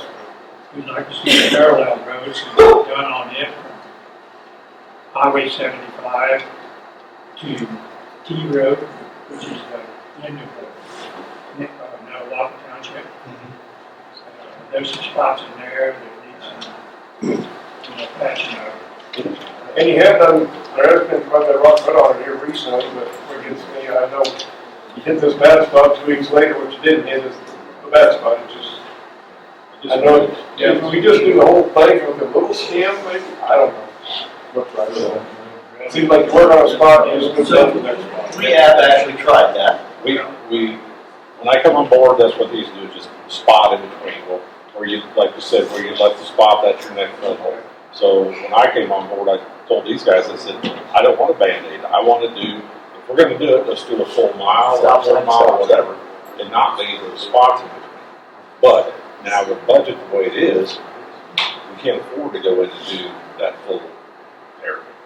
But if we're going to do it, we at least ought to put the rock in 4 inches thick. Not drag the load rock in a quarter of a mile. No, right. And keep it middle of the road. Yeah. Yeah. If we're going to do it, we'll do it right. And the parallel on the west side, we measured it here the other day, and it's almost out 30 feet wide. That's too wide. And and some of these roads are just gonna have to be narrowed back up. We can't afford to take care of 30-foot wide roads. But that West of 75, you guys just widened not too many years ago. Well, somebody did. Where at now? Right The parallel from 75 going west. Okay, yeah. I mean, yeah, we got them ditches, really nice, beautiful roads. Right, and just because we go out and clean the ditch out here, doesn't mean we need to put the rock clear up there. We need to keep the rock in about 24 feet, not 30. I mean, most of our roads up there, we just do some maintaining. You've got the ditch, but it's about 2 or 3 feet over there. If we could, I know you guys don't want to do it, but we've got to bringing some of that across. I don't know how the people don't drive across the bridges, but it's right there. You've got about 2 or 3 inches of stuff that water can't get to the ditch. Yep. Instead of going along and rolling it up in the fence row and having bumps and trees and weeds. I don't know how to do it, but that would fix a lot of the problems if we just get it that extra 2 feet without rebuilding. I think Ethan's been doing that in his district, where he'll reach out Just and a take a little bit at a time, and eventually you get all the way out, and you roll it across, you let it dry out, and you bring it back. We tell the guys to go about 6 inches at a time, because if they go out there and do a foot or a foot and a half, then everybody's screaming, oh my God. You know? But I see what they're doing now. They're bringing it over, then they're bringing it back, and they don't want grass in it because they can't get that all fun. I get it. You got the grass that drags down the road, so it dries up. There's going to have to be a ridge. I know you're not going to make everybody happy, but These conditions down on 334 road between R and S. Especially just west of Daniel Webster's house. Right in there, there's a tube that just plugged. It's west of the house, goes underneath the road and runs into a waterway. There's a big water pump whenever we got a big rain, there's a big water pump. That tube, there's a white flag there with a tube in. Yeah. So you know, Thank you. Okay. Anything else? All right, thanks guys, appreciate it. All right, let's go to, Larry, you're up. Straight Creek. hey, really, I don't think we need a lot of rock, we just need maintenance. My biggest gripe is, I've lived out there 30-some years, I've watched them spend thousands of dollars to clean the ditch out on B Road to Uxbridge. The thing drains over 2,000 acres. All you gotta do is keep the trees out. The last guy assured me they would keep the trees out. The willow trees are about 10 foot tall and you go up the road, half a mile on B Road, Jennifer Shaw's driveway.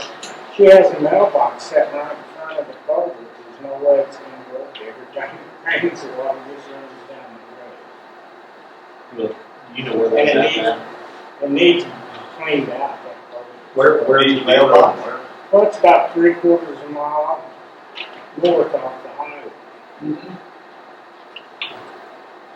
Yeah, we need to take a look at that. The mailbox goes in the middle of the culvert, we can't have that. Right in the middle of the road. That's easy fix. But then 254, between that and 246, there's 2 big old trees lying over the road. I've got to watch with any piece of equipment I go down that road, it's gonna knock the blades off the road. I was gonna mention out here on the old highway, like Gillen, the trees are laying clear out over the road. You've got to get over on the wrong side of the road if you're hauling a heavy piece of equipment. Are they, which side of the fence? They'd be on the west side of the road. But are they on the inside or private property? I don't Yeah, they're leaning over your highway. But it makes a difference to us legally. I know it is. What, are they on the inside of the fence? There's no fence. I don't know where the right of way is. Oh, okay, you don't, so They're there in is a the fence. yard. We're just talking, there's no fence there. Yes, It's in we would their have to yard. determine right of way before we can go in and cut somebody's tree. But if somebody gets equipment damaged by hitting that tree on the county road, Sue who's them. liable? The Then, landowner? if the tree's on their property, And then on You guys have a right to clean them limbs back off, because this has come up in Big Hill Township. We had that argument with them down there. You're talking about somebody's trees, Mom, that's what he said. no, if it's encroaching. I'm not gonna cut somebody's tree off without making contact with Yeah, but them. You can from the right of way up. Right away up, you can clean it. We'll ask our attorney. I'm not an attorney, I don't, Have you guys dealt with people in their trees? Yeah. Okay, they love their trees. That's why the city of Florida problem. but that's a good. I disagree. You got guys over country, Bob wire fence and everything. Then on 238 east of Wallace's house, the box culvert at the bottom there, the water's been running down the road and it's washed everything away from the wing walls and it's moving out. Okay, you have a list of that?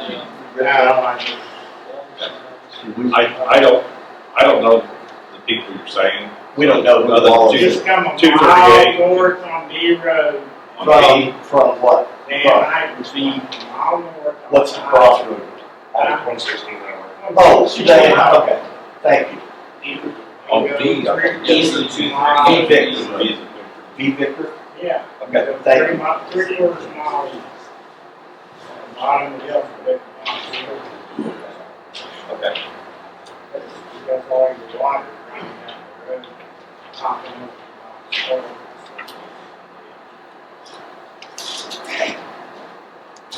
I've got to say, Larry's right. You need to maintain it.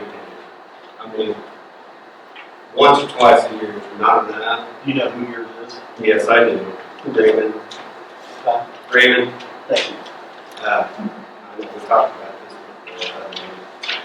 I do know that from the county line, Ashland County line, west, at least to WL 278, that needs some attention. There's more people that travel that than what we know. I mean, I know Rob would like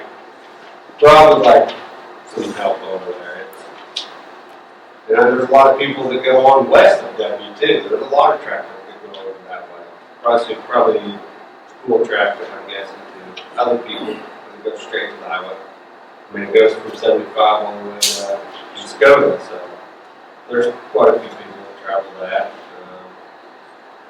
We need to maintain it. We definitely need to maintain it. Yeah. When he does work, I did have time. let me ask a question. When he does work, is it quality, or and it's just not optimal? I don't know because don't ever see it because. Okay. And I'm just going to say this: my son, in the summer times, is at home, and he said I've seen him drive by, and of course, it's a mud road to the west of me, and it's a mud road on past to the east of me, half mile, whatever. He's only driving slow, but he's coming down. And I've heard so many other people say this, and it's constant. Why does he drive 5 miles an hour or less and the blade's up? I'm just saying. And you can tell it at a lot of places. But, thank you for going up, especially on extra and taking all that material out of the ditches and putting it on the mud roads, because it had made that a lot better. I mean, all of it. Especially when there was people that go over there spreading it. You guys did a solid job on W Road. Yeah, it's not. W Road is excellent. I mean, It you've is. got the road ditches where they need to be. It's just the other side roads that need to be just bladed more often. I mean, 262, 278, 238, I know that's the braking line, and I know Ethan can't be everywhere, but 238 does need some attention. I mean, it needs the shoulders cut off. It needs, I mean, it don't have to be 50-foot wide. I mean, it needs some attention, because all water is in the middle of it. We do have roads out there like 166 down here going off the highway, going back to the east. Some of those roads just need rock. We put rock on that section of road 3 times last year, and you can tell. I know, and those people drive way too fast. Yes, it is. That's all I do.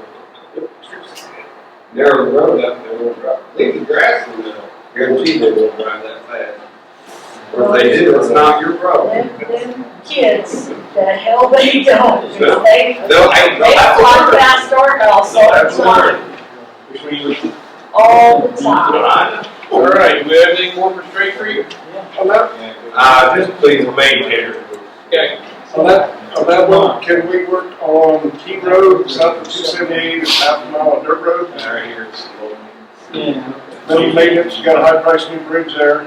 You got a farmer that runs up and down it all winter, feeding their cattle, I know. I don't know how you confront them, if they bought it, that's what they do. But it makes it nice for the rest of us, you got this nice bridge on the road to nowhere. And it's water. I mean, it's a bowl. Can we go down and pull them shoulders up and ridge it? We're trying to crown it a little bit, just mainly down to the bridge and maybe, well, you know exactly what I'm turning, you know what I'm talking about. As the first bridge that was built when I came on board, that the government did. It was improvement on what we got. $500,000 bridge. But I mean, going up down equipment, you got ruts because they plowed about it, and I'm sure as soon as you do it, they'll plow that again. I don't know how you can find them or what you do about it.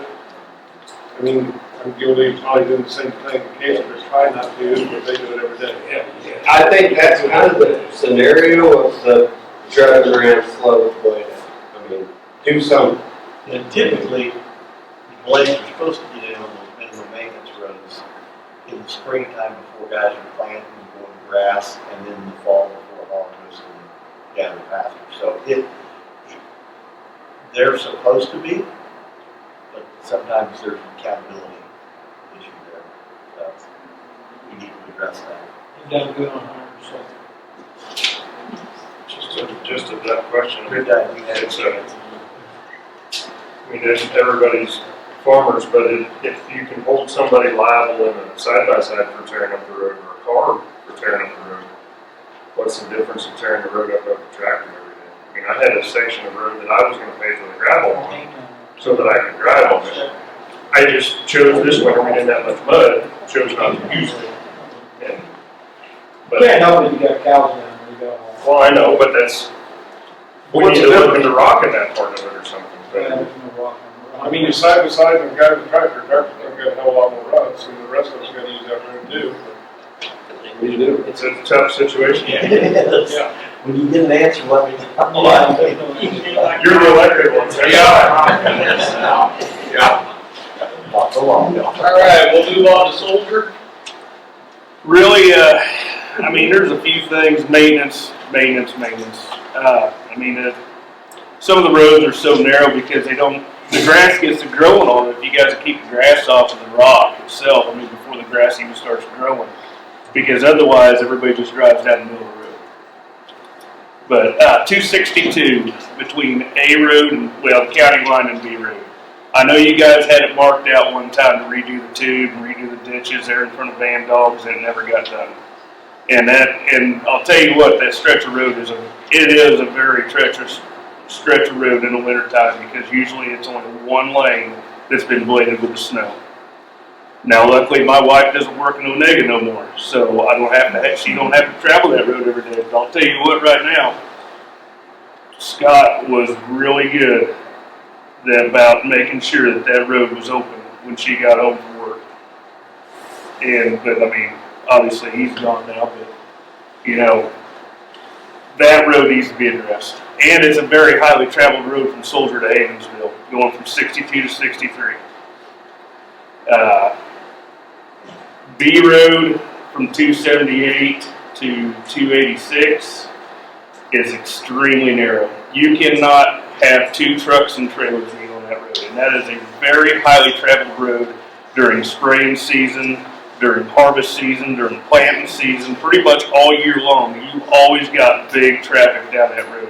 We've got to do something because the only place you can pull off is in Cordell's driveway.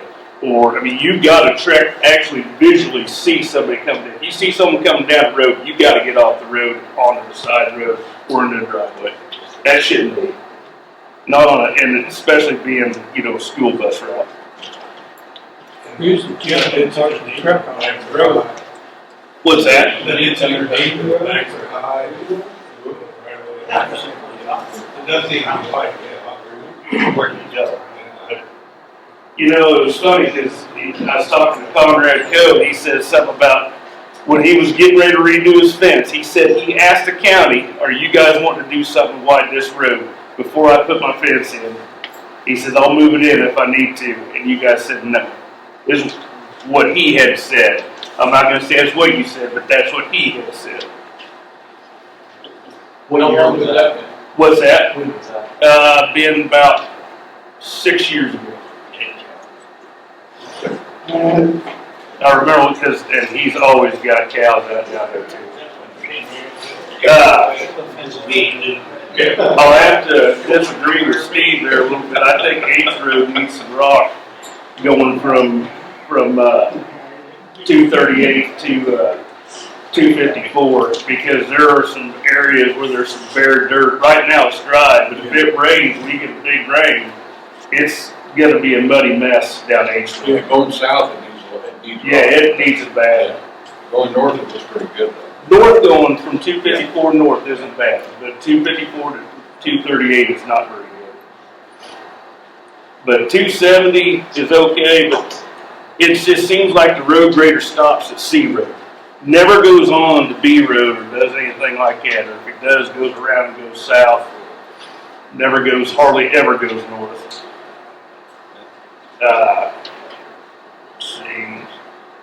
Matt, you know the Soldier area real well. Right there by Dave Reed's.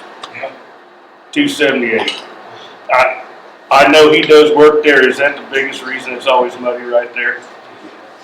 I mean, is there anything that can be done with getting some rock there? I mean, just goes away, or? But I mean, it's just. I don't do. Does there need to be a base put down? Is there need to be something hard to go down before we just throw rock on it? I mean, that's a bad spot. It needs rock.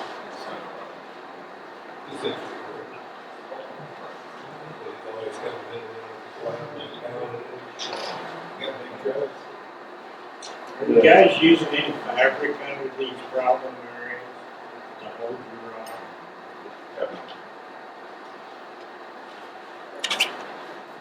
And D4 road. So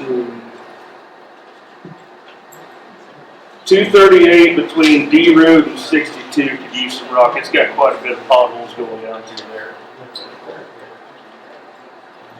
238. Yeah, 238 from D to 62. Oh, from D to 62. Yeah, from D road to 62 highway.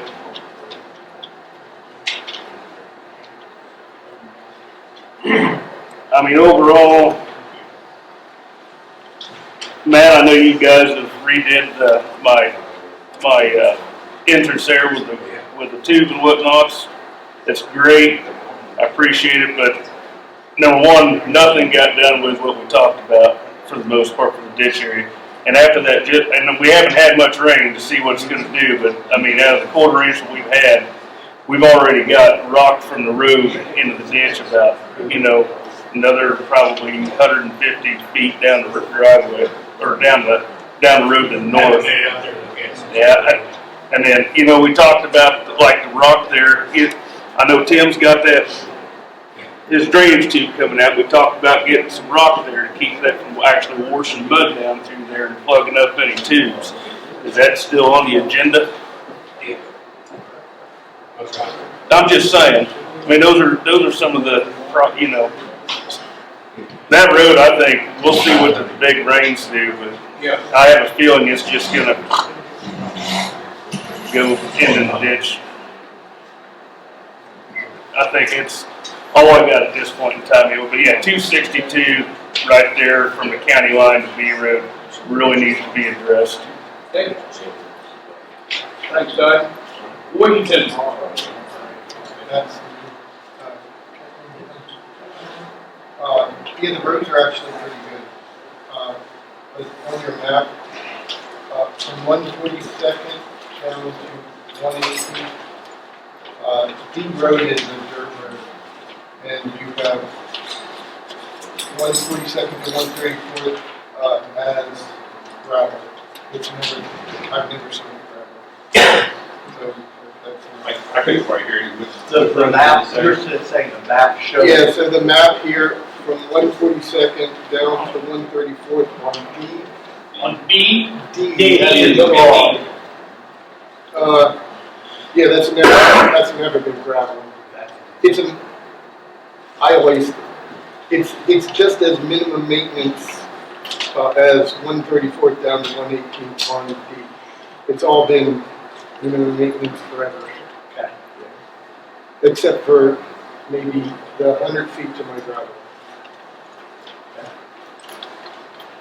Thank you. Okay. Yes, they're Anything else for Washington? Thank you, I appreciate you saying that. Perfect. Whiting. Yeah. I don't live there, but I can pretty much tell you about the west half of it. It's kind of the same boat as ours. It needs maintained. Okay. And they've been graveling some of the roads here and there. Like I said, many of the labors that are happening. But just need a little more. Okay. I have a question on that blade. Like our guy, Lonnie, it's like, okay, you got them doing other stuff, and then when they show up the blade, they hit the same 2 or 3 miles, then they don't do nothing for a month, then we come back, we're gonna blade again, we'll blade the same. Can we go to like county line, head every east and west, or just go from one end to the other, and then turn around the next week and hit? It's like he never gets to some half the roads, maybe once a year. It's just, I don't get it. It's not the way it's supposed to work. I'm gonna go back to when Wheeler used to drive her up, that's how I got hit. He started running in the county, and he didn't go blade any others until he got to the other end. Then he turned around and go north and south. So, yeah, we didn't They have should be to. trying to get over the roads in, 4 to 6 weeks, somewhere in there. That's how you guys, how many miles do you expect to maintain, or if you guys leave it alone, don't plug off new projects, how many miles can they blade in there? It depends on the road. It varies. We don't tell them you have X amount of miles to grade in a day. Because if they find a trouble spot, we expect them to stop then and call in, hey, I need a little rock here, and fix the trouble spots rather than letting it go and saying, well, write down a piece of paper next time you get out, piece of paper blows out and away it goes. So we don't expect them to do that. We expect them to fix it right when they see the problem and then come back the next day to where they left off and go from there. So they're supposed to tell you guys where the trouble spots are, so why are we here?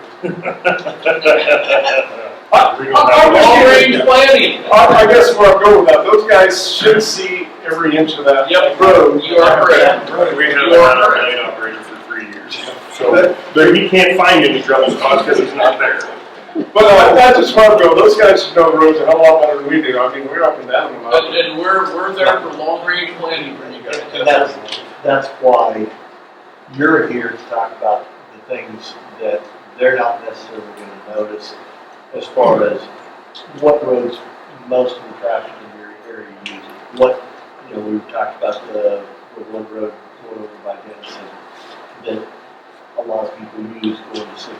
That needs to be rocked from one end to the other so that people can use that. It's not the daily maintenance thing. You're 100% right. That guy sitting in that seat, he should know exactly what roads are main roads, secondaries, and minimum maintenance, and how often he hits. It's not rocket science to sit there with a piece of paper and write down, I did these 3 roads today, tomorrow I'll do and work through a rotation. It's not difficult. Getting people to do that can be difficult sometimes. And I'll probably get in trouble for saying this, but I really don't care anymore. It is getting people to take ownership the job you've given. If I give you 100 miles of road out here, that's yours. Take pride in it, take ownership, get out there and do it. I told one of these guys today, we should be taking pride in our work because we're working for the taxpayer and it's your money that we're working with. But not all employees see it that way. So I was gonna kudos to that, because I was gonna say, it's tough trying to find good guys to do the job, and then you're trusting them to do the job where you told them to do it. I understand that.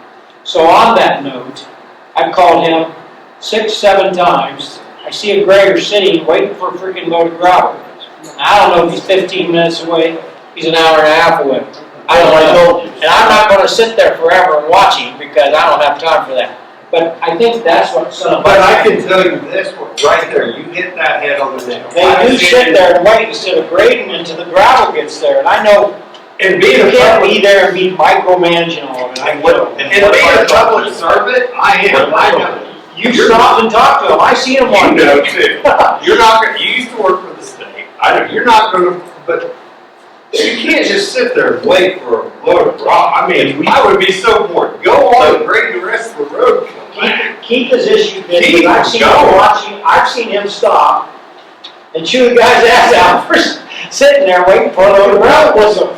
I didn't necessarily shoot it. Why would I? But what I told him was, is you don't understand that when the public drives past you and sees you sitting in the ditch on your phone, For over half an hour. they assume that you're screwing off. I said, you can go down the road, you can blade a road, you've got a radio, they can call you for that. And that's the policy that we have. I've been on 160. But it doesn't always happen. I just brought it up because I think, I'm sure you guys are aware of it, and I know you can't micromanage these guys, but at the same time, I think we can be your eyes and see that, and I'm gonna call you when I see it, it's just the way it is. I think that my tax dollars, they're burning fuel, they're just sitting there with the thing running, and they're not doing anything. The thing is too, is their tax dollars. But yeah, but I don't think they look at that